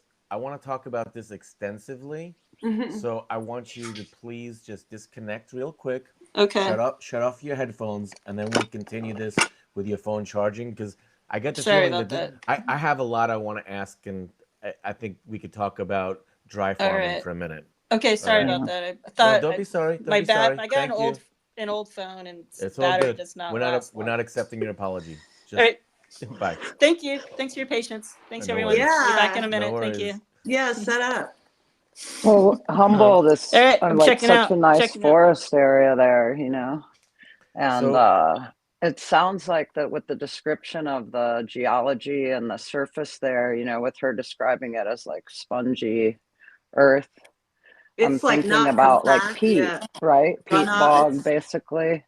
It's like So it's river really runoff. just like a kick-ass spot to be able to really let the plant rely off the land and the rainfall that they're getting, or the amount of rain captured under there. It's pretty kick-ass. And I then mean, saying that she's on a flat spot in Humboldt, that's Yeah. crucial too, because if you're Yeah. growing on any kind of hill, a lot of The the water's water gonna from stuff like like rain and stuff will just run off. It'll go right past your plant unless you like build up the side that's on the downslope, you know, and then you've got to like do a little bit of finagling to keep from losing all the water otherwise. So I think those two things are like definitely an advantage to where she's at, that are giving her these like magical, you yeah. know, perfect spot for this dry farming. I And mean, really, it's cool to hear about it, learn more about what she's got going on. traditionally we weren't allowed to grow in those spaces. Oh Everybody yeah, was up. River. Everybody was up in the hills. The, Nobody was in any like, the rivers and all that kind of yeah, or stuff. That flat was like open, I guess. that Yeah, flat open was not the right, jam. And the other thing that's right. interesting, that because I didn't know this until I moved here from the Midwest or whatever, is that it does not rain here from like May to October. I mean, Oh wow, like not yeah. even not at once. all, huh? Like at That's why it's such a zero. great She cannabis. is getting all of her water from some kind of underground source Oh that is wait, I did percolating it the up. wrong way. Hang on. Oh, she's back. Yo, But sunshine. just so you Yeah. know, there is Oh no rain. Like the no. rain comes October to Okay. say February, March. Huh. That and maybe an outside You get that rainstorm. one in September or whatever, Yeah. so you should be but that's But prepared. nothing. It's like like May, June, July, August, zero. No rain, huh? Like Wow. no. This is the only Huh. place I've ever lived that I mow my lawn in winter and it's brown in summer. Wow. Oh Huh. yeah. That's Yeah, just how it is in Yeah. California. we do not get summertime. Yeah. I don't even think about, I don't equate California and grass, One like thing I one lawn, thing you know? one thing I wanted to say before I forgot is that when Sunshine was saying about like we all laugh, but like water makes the plant dependent, right? Yeah. I have Yeah. some friends of mine that are in the vineyard industry in Mendo, right? And there are vineyards that are dry farmed, but they Hmm. said if you Right have a on. vineyard that is on drip, it has to be dripped. Yeah, All that's the Like right. time. Can you those guys hear me? yes. Yeah. Okay, good. Yeah. Yeah. Like those vines become dependent on drip. They can't go to a dry farm like style of living. Nope. They're Water. dependent. Hmm. They're water Wow. addicted. They are They're right, but water water. Hmm. That's addicted. yeah. but That, They're I weak Wow. little water They're water Yeah, biatches. I hear addicted. They that. could dry Yeah. farm those vines. Dry farm wine is also very good. right. And and doesn't dry it have farm. to You do can't with do it the anywhere. rootstock though, right? Because if it has the original rootstock from like Europe, those can be dry farmed, right? And then like the newer, there's like something happened where there was a sickness with the grapevines, and they had to like crossbreed it back with a wild grape that grows in America or something. Do you know anything about this? There was Oh a yeah, when the pest. vines Huh. have diseases and whatnot. Yeah, Yeah. the problem with the dry farming of the vines and the wine is the banks. The banks would not loan out money to the vineyards unless they drip irrigated, because the banks wanted those Wow. yields. They wanted watery grapes. They didn't want the dry Huh. farm grapes. Dry That farm is grapes tend to true. yield less but have higher sugars and more concentrated flavors. Possibly, But yeah. a drip vineyard will give you a lot more tonnage in terms of grape weight, you know? Right. Because it's water. Right. Yeah. I mean, that's kind of what I think, like, the Cannabis issue industry.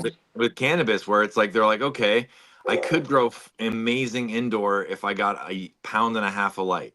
But my investor needs 3.7 pounds of light, so I'm going to crop steer it, and I'm going to get this crazy vegetative flower growth that looks amazing. Yeah. But when a smoker experiences it, it's not exactly amazing. The weed's not good. No, yeah, that's another way of saying it. The weed's not. I call it American Beasters. I feel like it's all carbon. I don't want to smoke carbon. I want to smoke trichomes. That's funny you should say that. Yeah, I know what you're talking about. You know what I mean? I'm like, there's all this carbon smoke. Yeah. Yeah, I could I see don't it. think your flower's like that. Like, I bet it's like just. So I bet it's that creating those. It signals those hormones that people are trying to create by inducing stress into their environment. Certain things are probably going on in your environment that are like signaling different hormones to come out in your plants than people that are growing, they're irrigating all the time. So you maybe get like more of an output of your trichomes and your terpenes, right? Like, because you're farming that way. It also goes back to that genetic expression. So you're able to like capture the terroir quite well, because nature, like, I don't fertilize either, other than like whatever cover crop there was. So you don't amend in the off season, like in winter or anything? No, I mean, I have like I have my tinker crop, my winter crop, and I do like a little spring kind of nursery run, and that's more like where I tinker around and play, and but like the dry farm is like hands off. That's just letting it do its thing. And the dry farm, like it allows for it to show the genetics. And the way how I would describe it is that if you're using fertilizer, more fertilizer, and you have fertilizer in your soil and this and that, you'll be getting, this goes back to the wine, right? You're getting a bold expression of the genetics. So in your mind, you think, gosh, I'm tasting so much more because it's a bigger taste, right? But you're actually tasting less expression of the genetics. You're just tasting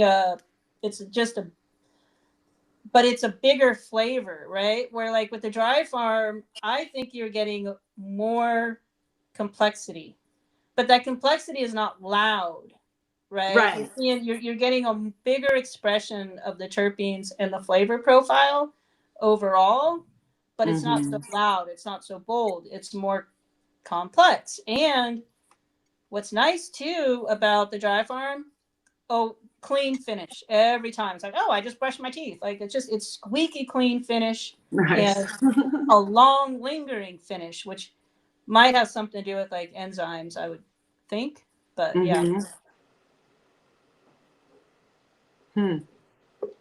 The strains that you're growing, it's I've got one in my mind is loopy fruit. Yeah, loopy fruit, yeah. But what other what other strains are you dry farming, and you like bred them and everything, right? Like, yeah,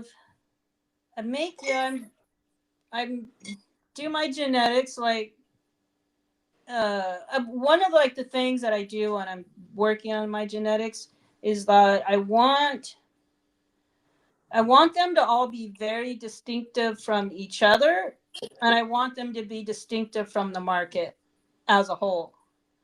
So they stand apart together and they stand apart alone. But so you think about it, like I have a citrus expression, which is the Wonderlust, which is a cross of Blue Dream and Agent Orange. That one's like, it's oranges, you get some peach in there, you get like a pear, sometimes a little hint of coconut, but not necessarily. That sounds lovely. Tropical. The peach, the pear, and the orange.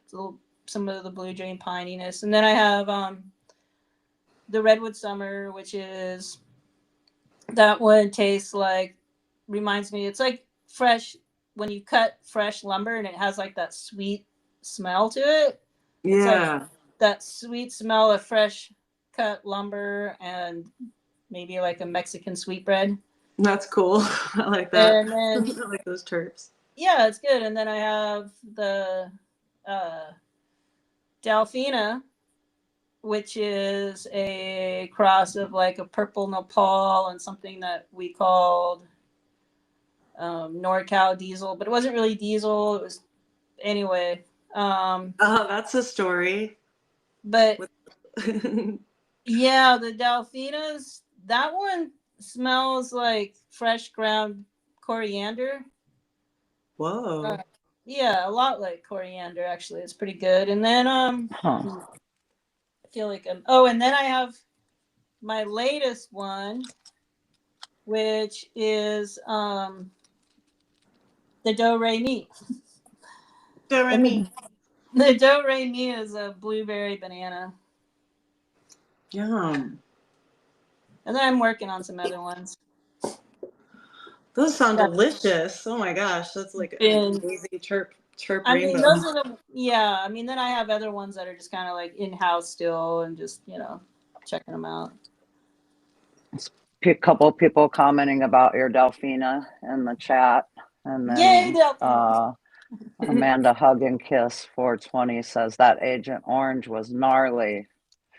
So Mm, getting a little bit of feedback on your stuff nice, there. thank you. So hell yeah. Can I ask what percentage of cannabis farmers? I mean, I'm assuming it has to be like a fraction of a tenth, of 100th of a % that dry farm cannabis. Like, it's such to me, it seems like with the amount of cannabis that's being grown, dry farmed can't be 1%. Not 1 in 100 growers dry farm. Is it 1 in 1,000? I don't think so. I think it's Yeah, super there's rare. not. Well, it depends on your location, but scalability, yeah. I mean, you could grow acres of dry farmed. Like it's definitely scalable. So If you're in the yeah, right spot, Yeah, yeah, could you yeah. do it right? anywhere? But, No. You couldn't do I um, it mean, just anywhere, did I right? look at? okay, now I don't Yeah, want we to were like. talking about that while you were getting your headphones rearranged. Was part of the ideal location, was part of the reason that you were able to dry farm there. Like the soil is it It's kind of flat. peat or is it harder? And then the fact that you had flat ground where you wouldn't get a lot of runoff, and it would be more advantageous for the water to stay kind of in that area than if it was closer to a river where the geology might be more slanted. I mean, Um, yeah, so I mean, just I'm to right. explain that, like how that works for you, and you It's know, did your mom also dry farm? Did you learn that? no, the dry farming. I've been dry farming for just about 10 years now, Okay. so it's still relatively new for me. And so, I mean, I don't want to say like you can't necessarily. I would want to encourage everyone to figure out how to grow with little to no water. And so, probably things like even the hugel culture, really Yeah. good Mm-hmm. compost. Like, Mm-hmm. there's ways that you can capture water during the winter, and then use that throughout the season. Like, I think there's a way to do this. And so it's just getting creative about figuring out how that can be done.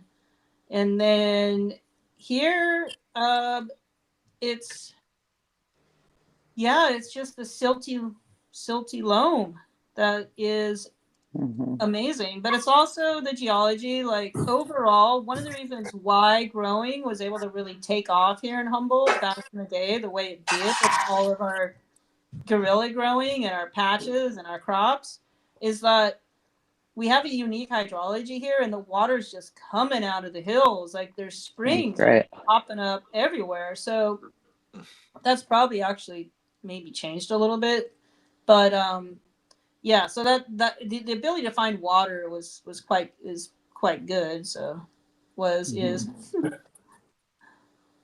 yeah. Yeah, it's critical. Mhm. The silty And loam is we all basically should think about how to use less water. I think that's like a really important point to make, you know, and thing to think about just as a culture at large. Mhm. Yeah. I mean, like she as a also grows in native soil, which right. probably plays It's a large role as well, because a lot of the soil or the media that we make for cannabis growing is designed to be irrigated regularly, you know, and all that. Mm-hmm. It's it's not designed even to have soil. it's Yeah. designed to have a certain amount of air and water and food in it or what have you. Even like, I mean, even like the most nobody I've ever met who grows organic, like that soil that they made for their cannabis exists naturally. Mm. So native earth, like it has a lot more minerals, it probably has a lot more water retention, you know? Well, So it's all it's got terroir. mm-hmm. It's got terroir, so it has the the native microbiology. Like it's got those microorganisms, or it's got the fungal intelligence for this particular land, and Yeah. so that's also a part of it too. So like, yeah, um, that's What do you important. do to stop from depleting the soil? Are you growing plants to feed the soil? Cover crops and Um, right now, I don't really have a lot of production going on personally, honestly, and I'm a little bit in a limbo. So I do what I can without like going into all the details. But Sure. like, yeah, I'm doing what I can, and I'm also innovating right now on that and maybe moving away from maybe not moving away from cover crops, but yeah, just exploring some different ideas. I have a mentor that I like to mention when I can, Bob Kennard. I'm not sure if you know who he is, but he was a teacher at the junior college here in Santa Rosa, and he's a well-known organic farmer. And what he taught us is that when people are trying to grow organically, the biggest mistake they do is they go and add a whole bunch of compost and manure. Mm-hmm. Okay. And then what you get is a plant that has a lot of nitrogen, but a lot less of the other mineral content that's in there. And what he would always recommend that we do is grow 2 plants for nature for every plant that we grow for ourselves. And that way and then you let the plants go to maturity, and then um, chop them down and let them just degrade into the soil right there in place, and then grow more Mm, plants there.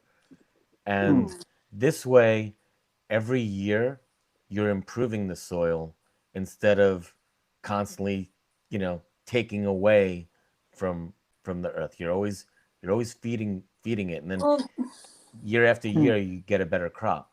that yeah, I could see that. I could definitely see that. And that also kind of brings up like this whole idea about like dry farming versus building soil, Mm-hmm. because you can assume now we don't have any quantitative data behind this, okay, but you can make the assumption that the conventional farming with the rototilling over time will deplete the soil in some way or another. And so I did have a moment of, well, who am I? Like, would I, what's more important, not using water or building soil? And personally, I would mm, choose building soil over not using water. It's that important to build soil. The mm, When you build soil, you're building. It's like it's medicine for the earth. You're it's really the wealth. It's what's there for the future generations. It's like it's very critical to be building soil. So that's why I want to innovate on the dry farming, so that I can be using no water and also feeling more confident that I am building soil. Do you Well, when think you you when you could build a hugel? soil, you'll use less water too, right? Yeah. Yeah, I might be able to bring my soil moisture up, actually. Go ahead, Reba. Oh, do you think like if you were to hugel culture your dry farm field, make hugel culture rows? Rather than like if you weren't disking and like to get the water to wick up, if you hugel cultured that area, would that you would be dry? Could you dry farm it then? Would it be? I mean, what would happen? Yeah, that's definitely something to consider because the wood chips hold quite a bit of moisture, but you'd want to get those logs like they need to get pretty wet too. But we honestly probably already are in an extreme way doing hugelculture because we are next to these old growth forests and we are there's probably ancient redwood trees under the soil there. already. It's naturally already laid out for you. Yeah. I mean, that's why I plants was have everything they thinking need. if you wanted to explain that a little bit to people, like how they would layer the logs and build up the soil like that, and to do that method. Reba can probably answer that a little bit better than me. Well, I mean, like, you know, there's a few different schools. Like if you look up a recipe online, they're going to give you a recipe that's more suited for like vegetable gardening and stuff. So I do it more carbon heavy. Like I want to feed the fungi more than the bacteria. But basically you start with like a cardboard, you lift the topsoil back gently. So you just gently cut it and like peel it up and roll it back. And now you've got this exposed part of the earth that you then cover with like cardboard, and you get decomposing forest matter. So you want logs that actually are decomposing and already have like mycelium. Oh yeah, right, yeah. Mm-hmm. Which you already have probably just there under your field anyway. But you go gather that stuff and like that's your bottom layer is you go like bigger to smaller. The mycelium logs, the logs that are decomposing, so they have fungi in them. They are already alive. They're inoculated already with. You want to ideally get it from your area too, because then it's going to have the organisms from the microorganisms from your area. And then you layer in like your grass layers, which is going to be like, so anything you've harvested green is going to give you nitrogen. Anything you've harvested in a brown state is going to feed a carbon. So you're going to layer in your grasses and then your leaves and your wood chips and your food scraps. And then maybe a little bit more like, then you're going to add in some a compost layer. But just a light little compost layer. And then you're going to bring the topsoil back and you're going to fold bring the back over top of it. And you have this like mound. Such a cool concept. Yeah, I love it. Yeah. Yeah. And like planting's tricky at first because it's not anything. You know, it takes a while for that mound to become. It's like a pile. A thing, that you can really, you can plant in it right away. But over a few years, those hugel beds will become like completely self-contained systems. You don't have to really barely water them at all. They just like take care of themselves. Right. Andrew was told he's not actually dry farming because it rains too much. In Humboldt? In New York? No, in New York. In New York. Says, Oh, in New York. That's like we get rain too during the dry farm, especially towards like harvest. But you just call it, if you're not adding water, I mean. Yeah, you're not irrigating. Isn't that dry farming? That's how I would have described it. Non-irrigated. Yeah, not watered. Would be the better. Do you support your plants? Like I've heard of there's another dry farmer, and I remember, I think, not every. Are you like trellising? Are you doing like hands-on stuff with them, or like what are they looking like when they're when they're growing as they're getting bigger? And I mean, in the past, like the Wonderlust, that one would need a stake. And so because those branches would tend to break if it rained in the fall. So I might just put a stake there and not tie anything up and just kind of have it there. And if I need it, I need it. But generally speaking, it's not, you really don't need to do a lot of staking. You don't really need to do a lot of trellising. Because they're just super strong because you like don't baby them with water. Yeah. They're healthy.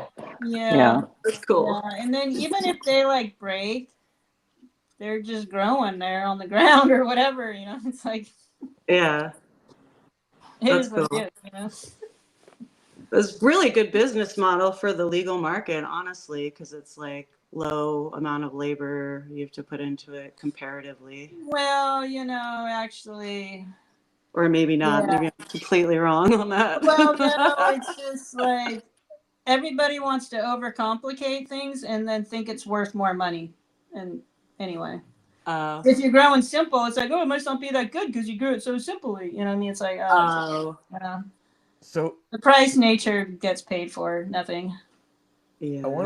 I want to go back to something that you said before, and maybe you can repeat because I'm going to say it wrong. The quote when you were saying that giving plants water is like giving them what?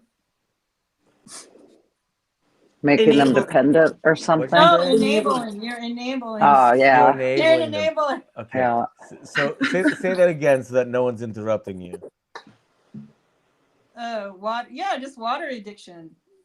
Giving plants water is enabling them, but the thing is plants require a certain amount of moisture, right? Like Yes, they you can't do. grow the plants in the desert. So like you happen to have a spot that the earth contains enough water to do that. Now, we may be overwatering our plants and maybe we could water them significantly less, right? And teach our plants to not be addicted to so much water. But in the end, water is one of those essential things that the plant dies without it. So when you said that before, I just wanted to get I just wanted to give that response. Like when you said, can you dry farm everywhere? Definitely not. Like I would say most places in California, like where we lived, Notso Dog, do you think you could dry farm over there? You know, No, they Ukiah, would Willits, Redwood Valley.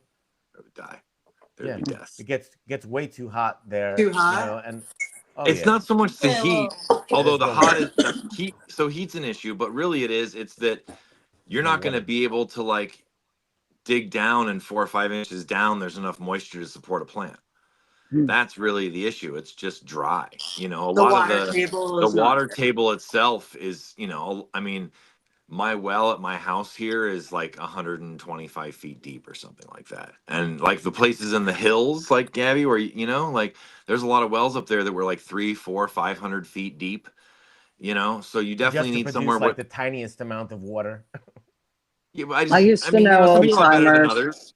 Some people have better than others, but it's just not a place where the water table is right beneath the ground where you could grab it. That's all. That's all.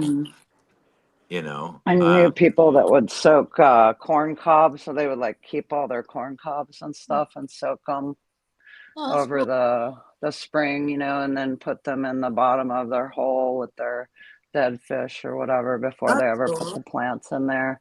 That's And that provided some moisture when the water would come because it would stay in the corn cobs. we would No, we would no, never. Kentucky people would do that, but I I like was that. always taught yeah, we couldn't but use fish cool. of any kind because we would get raccoon.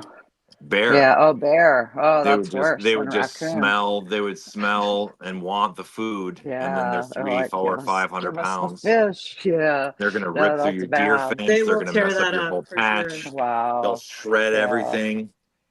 I don't You know see what So, that else bad bear on the East love? Coast. Yeah. mm, Bear love any KNF solution in a bucket. fermented. It's all sugary.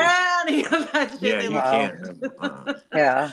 They Oh, will. so many like Wow. little puncture, like they'll just like bite it, gone, over, I parties mean, if you over. think Yeah. about it, in the wild, sugar and fat is life. They smell Yeah. that from probably Well, so far away. you gotta bury the fish like at least a foot down. You know, this is like a big hole for an outdoor plant going in. That's going to be like a big plant. You know, and sometimes even that far down, raccoon will dig it out. You know, that's why I was like, oh, a raccoon, and then you're like, no, Bear. giant bear. You know, yeah, Bear. that's wild. Mountain That's lions. super wild. Yeah, yeah, Yeah, It's like out in that's the wilds, you know? I love yeah, that, being out in exactly. nature like that with mountain lions and bears You and know, bobcats. one thing I think maybe this should be said real quick is that all of the traditional herb growing in Humboldt and Mendo and all that, all in the hills, it was all for the most part really clean because it was in the woods and it was tucked away and it was in these areas. And what I mean by clean, it's like a lot of ag land has a lot of chemicals that aren't Right. allowed in cannabis. And Yeah. some of Yeah. those chemicals persist for decades. And so sometimes, like when you're trying to like grow, like they want you to move to ag, right? But it's like It's not there's great for the plants. it's not great. Well, not only that, but it's like it's not great for. I mean, I did soil tests on certain legal spots where it was like all of a sudden it had DDT, and I had to look up when Oh DDT was wow. banned. DDT was banned in 1972, Yeah. Right. and so it's And it older was than still me, showing up in the and soil it's all still these years showing up in later. the soil, you know. And so a lot of like the hill grows and stuff, or like her like, you know, dry farm like alluvial area or whatever. Like Humboldt and Mendo are pretty clean And that's in that ways that That's terroir. good. Like that's yeah, what that Yeah, is, that's you know? you know, Oh in yeah. ways that like the Sacramento River Valley or some of the other ag land and areas like are not. And they Yep. yeah. might not be suitable for cannabis just because they have so many toxins that cannabis it's fine that is quote unquote fine for veggies, but banned in cannabis. Even Mm-hmm. Mm-hmm. just even just the air, like clean air and clean Yeah. water. The air Water. quality The, makes a Mhm. difference. Mm-hmm. I honestly think that Humboldt and Mendocino County and parts of Trinity and Lake and stuff like this little zone right here is one of the best zones in America for growing weed. Just, Like it just really, That's yeah, yeah, environmentally like speaking. environmentally Yes. speaking, The what terroir, the climate, all of that, you know? the humidity that comes off the The Pacific fires, Ocean at night. well, the That's wildfires though, not so And of much. course and we have like such amazing growers here too. Like really some of the best growers are here in the Emerald Triangle, yeah. Humboldt, Mendocino, Southern Generations of Oregon. knowledge, you know? Yeah. yeah. Mm-hmm. Wow. The quality of air should not be overlooked either because cannabis is such a uptaker of everything, you know, Mhm. that hemp can actually be put out into a field of stuff and be used to draw out toxins. So Mendo and all of Humboldt are that has to north be considered. of like Yeah. basically all industry, and then we get the Pacific Ocean pushing inland every night. Pushes all that. So And the fungi Yeah. we have, you know, because we have the old growth forests, we have that network of fungi. Yeah. Mm-hmm. That That's we great. do. Smart. Those are smart Oh yeah. gardeners, those fungi. Yeah. yeah, They manage the forests quite well. Mm. Yeah, they do. Yeah, it's cool. Way cool. Yeah, so just getting ready for the next season. I got my little winter Little winter run break. going. Oh, you have a winter run? You got like a Oh, I'll greenhouse? show Or you. what are you You want doing? to see it? It's right here. I gotta show you. Yes. Oh, you can kind of see it out there. Let's do Oh a yeah, quick I see little her oh showing steamy. sweet. because Cool. I think Huh? I got a battery. I can choose you out. I'll show you out the kitchen window what it looks like. It's kind of cool. So you look out the window. Oh, Oh, no, wait, I Yeah. can't Oh, we go just now. lost Uh-oh, her. lost you. Come back. There she Oh, is. there you Oh, are. back. Oh, Now you're okay. back. It was just a quick little blink. I know. I gotta get back to my charger. Dang it. All right, so Greenhouse is awesome. let me show Yeah, I you. mean, Yeah, it's so just it's an having one attached. and It's like being a Look at able this. to, solarium. yeah. it's Wow. gorgeous. So you see, Oh, that's there they my are. little auto princess. You gotta make sure everything's gotta be perfect. Aw, princess. My first little auto. And then these are just some little plants over here. Yay. So, Hi. and then here's some over here. Yay. So yeah, that's my little solarium view. All right, Yeah. so We love them. Mhm. that's kind of fun. So what I got going on there is I'm going to flip those in a couple of weeks. And then I'm going to flip them. And then I'm going to flower them out. I'll have some of them I'll have harvested by 420. Cool. Yeah. And let's see, I hope this thing is charging. I'm gonna have them little 420 harvest, and this is just kind of what I like to do with my genetics program. I can collect pollen in the spring and put it in the refrigerator for the fall. I can pick out my crosses. I can, anyway, Cool. just a great way to work with the plants. They also re-veg quite well. I've re-vegged them in the dry farm with excellent success. So Cool. get a couple of harvests off of them. Whoa, Oh. really? You just leave them there?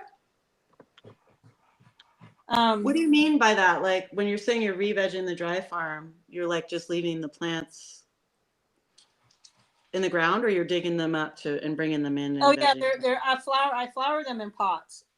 So they're flowering in pots on your I farm. flower Wow. them in pots, and then I pick out and then it's kind of a cool way to go. I can make some seeds of things I can make a few seeds of what I'm R&Ding. I can pick out the plants that I want to cross in the fall. I can collect the pollen and set it aside, and not, it just makes it easier to in the fall to not have this genetics program going on, and it's just the easier way to do it. And I can also check out some of my new selections, any kind of new cross. It's great for R&D. So it's like my R&D run, really. And then I can transplant them into the dry farm, and man, beautiful. Some of the biggest, I don't know about biggest, but I've had some beautiful plants come out of that. Really, really nice come out of the re-veg in the dry farm. And you can, I already know if a plant's got too much powdery mildew, I can just take it out early. I don't even really have to grow it in the dry farm or deal with it. And it's easier for making crosses and avoiding powdery mildew crosses and things like that. It's just a nice way to work on it. So that's what that crop's about. And yeah, I'm pretty excited about it. Seeing where it goes, getting ready to make that move. You made me think of a question that I was thinking about again with the dry farming that I can't get off my mind because I just don't know enough about it, is how small of a plant are you able to put in the ground when you're dry farming? Like right now you talked about putting re-vegging plants. So those have a large root You can system. put in your little clones, no problem. Wow. Oh yeah, no problem. Little clones, no problem at all. Would hopefully by the time next year comes around, or the next season, which is not too far, we'll be close enough friends that I can get an invitation to come check it out, because I've never seen cannabis growing that way. No, we're friends right now. Come anytime. Awesome. I just invited myself. That's cool. Kind of rude. We have some questions in the chat, Sunshine, because I think maybe my question confused our audience. So when you're dry farming and they're going out in your field, are they in pots or are they going into the ground? They're going into the ground. Yeah, you transplant them from the pots into the ground. I mean, it'd be fun to do some. Maybe I will try some feminized seeds and direct sowing or something. But that's totally possible too. So I think part of it, just to clarify, so the re-veg, is that happening from clones you took at the end of season? No, this is all seeds. So I'm going to pull the males out here in a few weeks by the end of the month. Mm-hmm. And then I will be up potting all the females. And that's what that's about, really. It's seeds. This is my seed exploration, R&D on my seeds. Yeah, I think people might have been confused that you were bringing the big plants that had flowered outside inside and re-vegging, or going from the flower back. Yeah, probably because they saw my I have a loopy fruit seed plant out there, and they were probably like, wait, she's pulling out a flower. And that's true. I had that one in a pot in the fall, and I was like, I really need to up pot that one and get it growing again because it's stalled out on me. It's just but that's I really need. I was thinking about that today. I'm like, oh, I need to take care of that one. So yeah, that one is a situation where I took one from the fall and I re-vegged it in the winter. But they don't. Yeah, that's so yeah. Good call on that. That slows them down like a month, huh? You got like whenever I've gone to re-veg stuff, it's like a month of dormancy minimum, you know, before it'll even start getting a little one leaf shoots come back Yeah, out. the spring run does exceptionally well on the re-veg. It's just something to do with just the right time of season. This is the perfect time of season. It yeah, works great. My phone died. It Sorry, is fun. guys. Huh? All right. Well, very cool. So, Yeah, you guys, it's been a pleasure talking with you today. You are yeah, so thanks for coming amazing. on and talking to us about all of this. It's so cool that you're like a second generation woman of weed, you know, because you had your background with your mom growing there, and that's just super cool.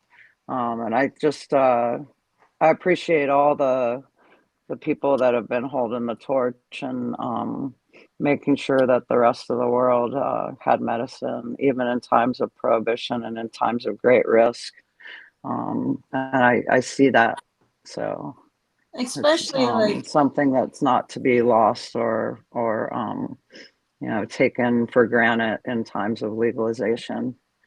The background and the strong people that held that torch. yeah, yeah, I think too. Thanks for. Yeah, thank you. Yeah, for Mm-hmm. sure.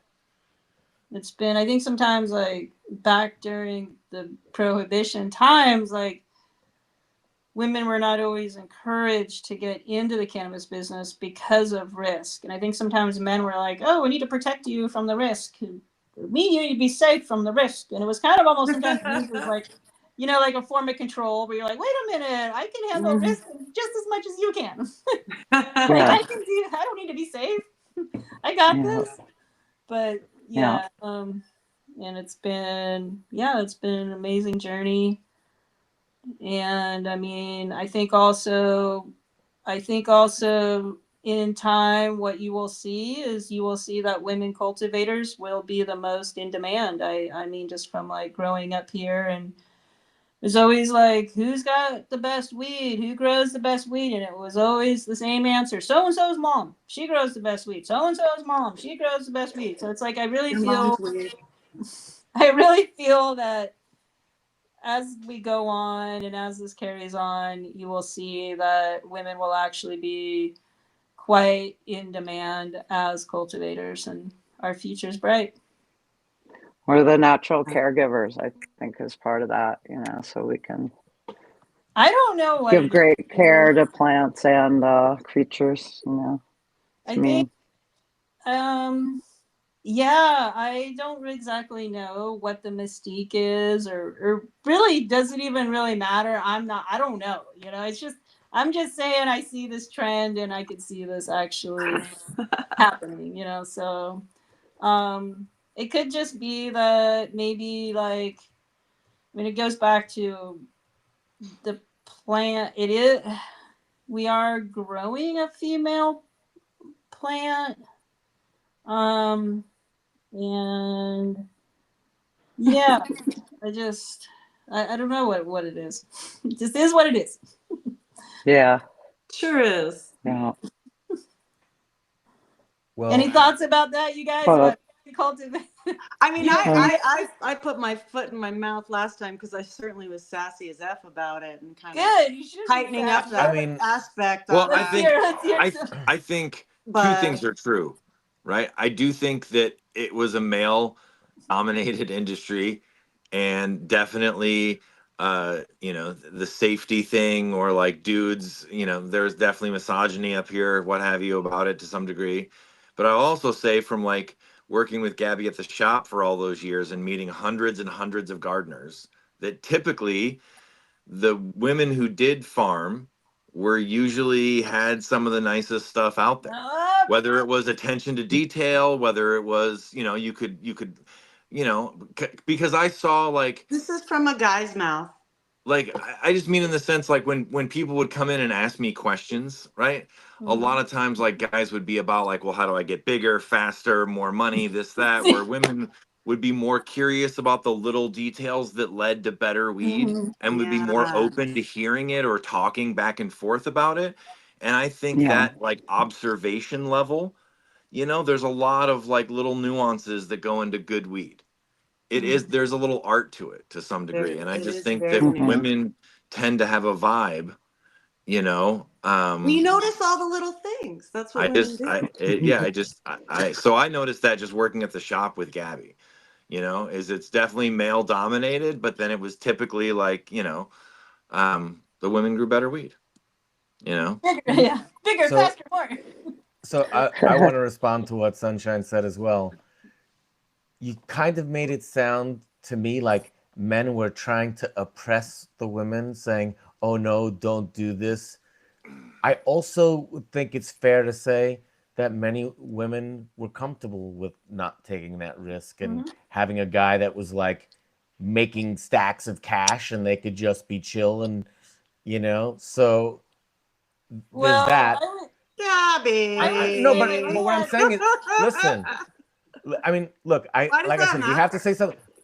I just think like to say that there weren't some women that didn't want to grow, like and making it out like I think there was a barrier that it was difficult because so many men were doing it that maybe they felt uncomfortable or There you but go. I don't want it to yeah. like saying that men were oppressing women and not wanting them to grow. No, I was saying there was no. What I meant by that was that there was like a little bit of like there was a little bit of that, but that wasn't the other side of that. The flip side of that story is women made men millions and millions and millions of dollars and got nothing Yeah. out of this industry, and that happened a lot.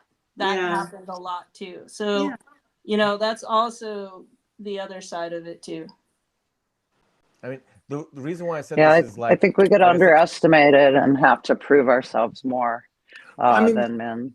one thing that Yeah. should be mentioned too is like a lot of like the generational stuff that happened in Humboldt and Mendo.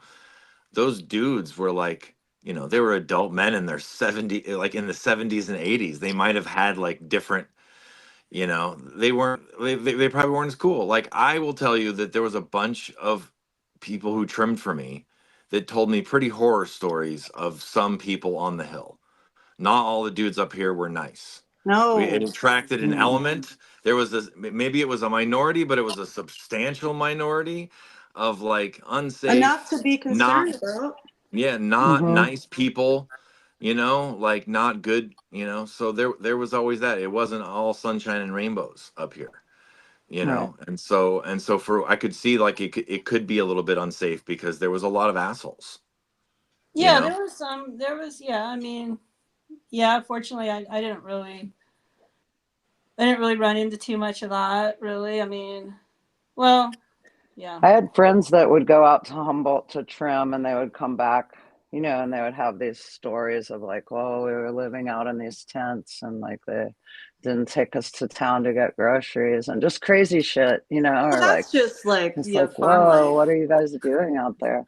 Yeah, I mean, I I don't mean, tent know, thing is normal. No like, time to Not take you to the providing yeah, grocery the store. tent thing, yeah, tent but like tent I life for guess these trimmers guys is didn't have a totally normal. car and Yeah. they're like, Not allowing food yeah. would be abnormal. That would But be Yeah, there or were like for horror sure, not for sure. taking stories them for into back sure. into town and stuff and And just all the and craziness. all the yeah, and all And the then good trying men to out pay them and like trim weed and shit. They're just, all the I don't know. I all hear the you good though. men Like out some there. people have more scruples than others, right? On both Yeah. sides of the sexes. I mean, But I think, the men had that control over most of those bigger outdoor grows where they're hiring people and, or like couples, yeah, One but yeah. thing I do, one thing I do like about Humboldt and Mendo is there are some really beautiful, like, you know, husband and wife, you know, girlfriend boyfriend teams that grew and they raised their kids in it as well, and then Yeah. they raised their kids in it and as well. There is some really cool like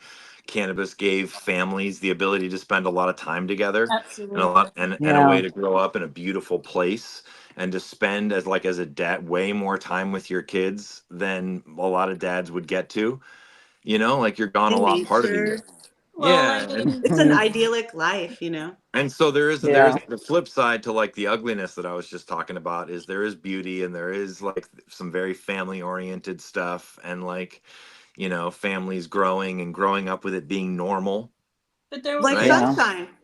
yeah, that's Yeah. that's well, there kind of was what I Yeah. was The also, stories that's that you were telling earlier, Sunshine, reminded me of some of the Kentucky families that would have stories about like even like grandma and cousins sitting around in the barn at harvest time, getting all that stuff ready to get in, I mean, get ready to dry. even aside from like families, it's like, wow, what herb was able to allow like single mothers to prosper was huge. There was Yeah. lots of single mothers in the business that were able to prosper and do well for themselves. And Yeah. yeah, while so raising their Yeah. kids I mean, yeah, I full was Right. one of time. them. Think about if you had to pay Yeah. for your scene and pay to feed, clothe, school, house your children as well.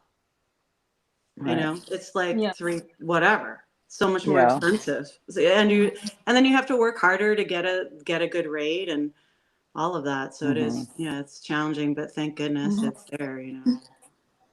for sure. So one thing I wanted to say that I didn't say at the beginning is that we, and with Not So Dog and I, where it's not obviously not 100% female podcast, but we weren't the first female-centered podcast.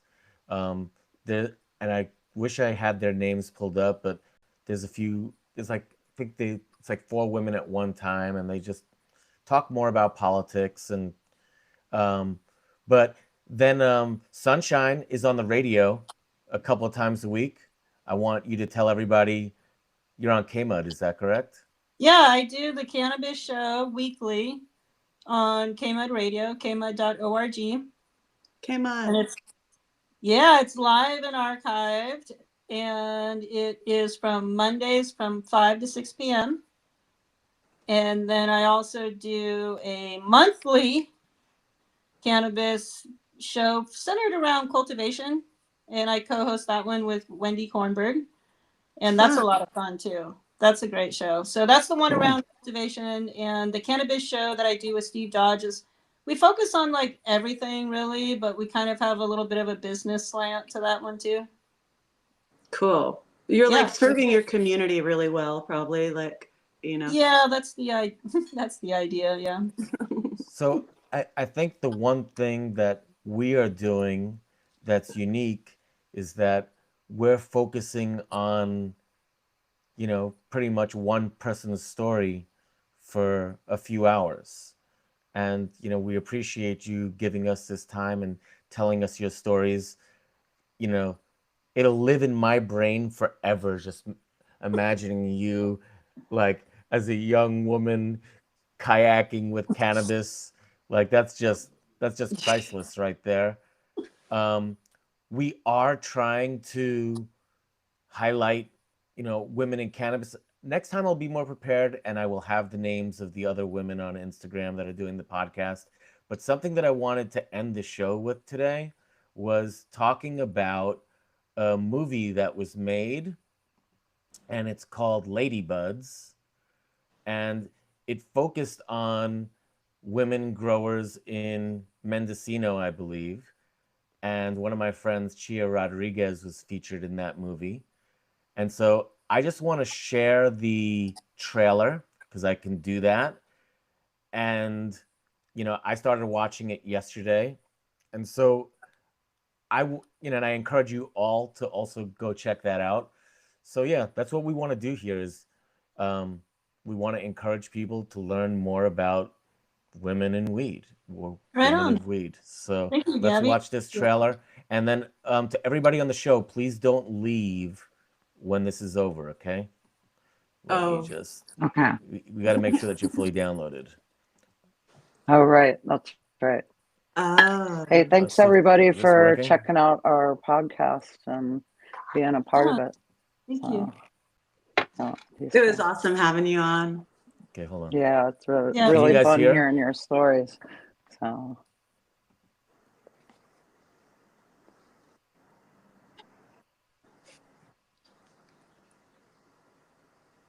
Turn my back on that. Voters legalize the recreational use of marijuana. We are the Buzz Sisters. We did that so good. I'm a second generation cannabis farmer. My dad would say things like, make sure you don't tell anybody. I own 2 restaurants in New York City. My goal in the cannabis industry is to support the small family farmers. Thank you for being a part of this incredible journey of a lifetime. Our dispensary will be geared to the needs of seniors. Hi, my name's Felicia. I am a LGBT and cannabis advocate and activist. Is getting legal getting harder? Plants don't have office hours. Do something that scares you every day. You have to learn how to be bold and stand up for yourself. Small pot farmers say the state is not standing by its promise to protect them. If that doesn't happen, we'll be there to confront whoever it is we need to. Big business is barking all around our heels right now, and they're more skilled and they've got more money. Only the strong will survive. This is a nightmare. I had a panic attack. When you do all you could do and you still get a no. Are you willing to go to jail and lose everything? I'm dying to fight this just because of the social injustice of it. We got one person out of prison whose family life was ruined. Yeah, that would be nice. But get that piece of the pie back that was robbed from us. We're pioneers at this point. Don't let anything stop you. Love you, Mama.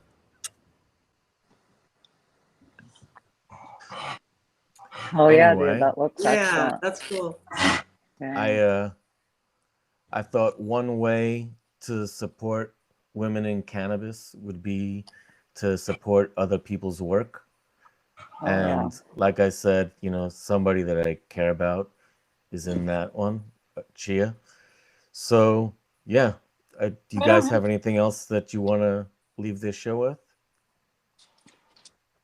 Or should we just We've say got a goodbye? few things going on in Ohio. If you're in Ohio and you want to be part of the repeal of Senate Bill 56, you can go to noonsb56.com. Find out where you can sign the petition or where you can get involved to volunteer. We only have until March 19th. Other things going on the February 22nd, we have a Home Grow Expo here in Athens, Ohio at Cool Digs. And then on April the 4th, we have a Cannabis Social Equity Forum in Columbus, Ohio, hosted by Ohio Cannabis Report.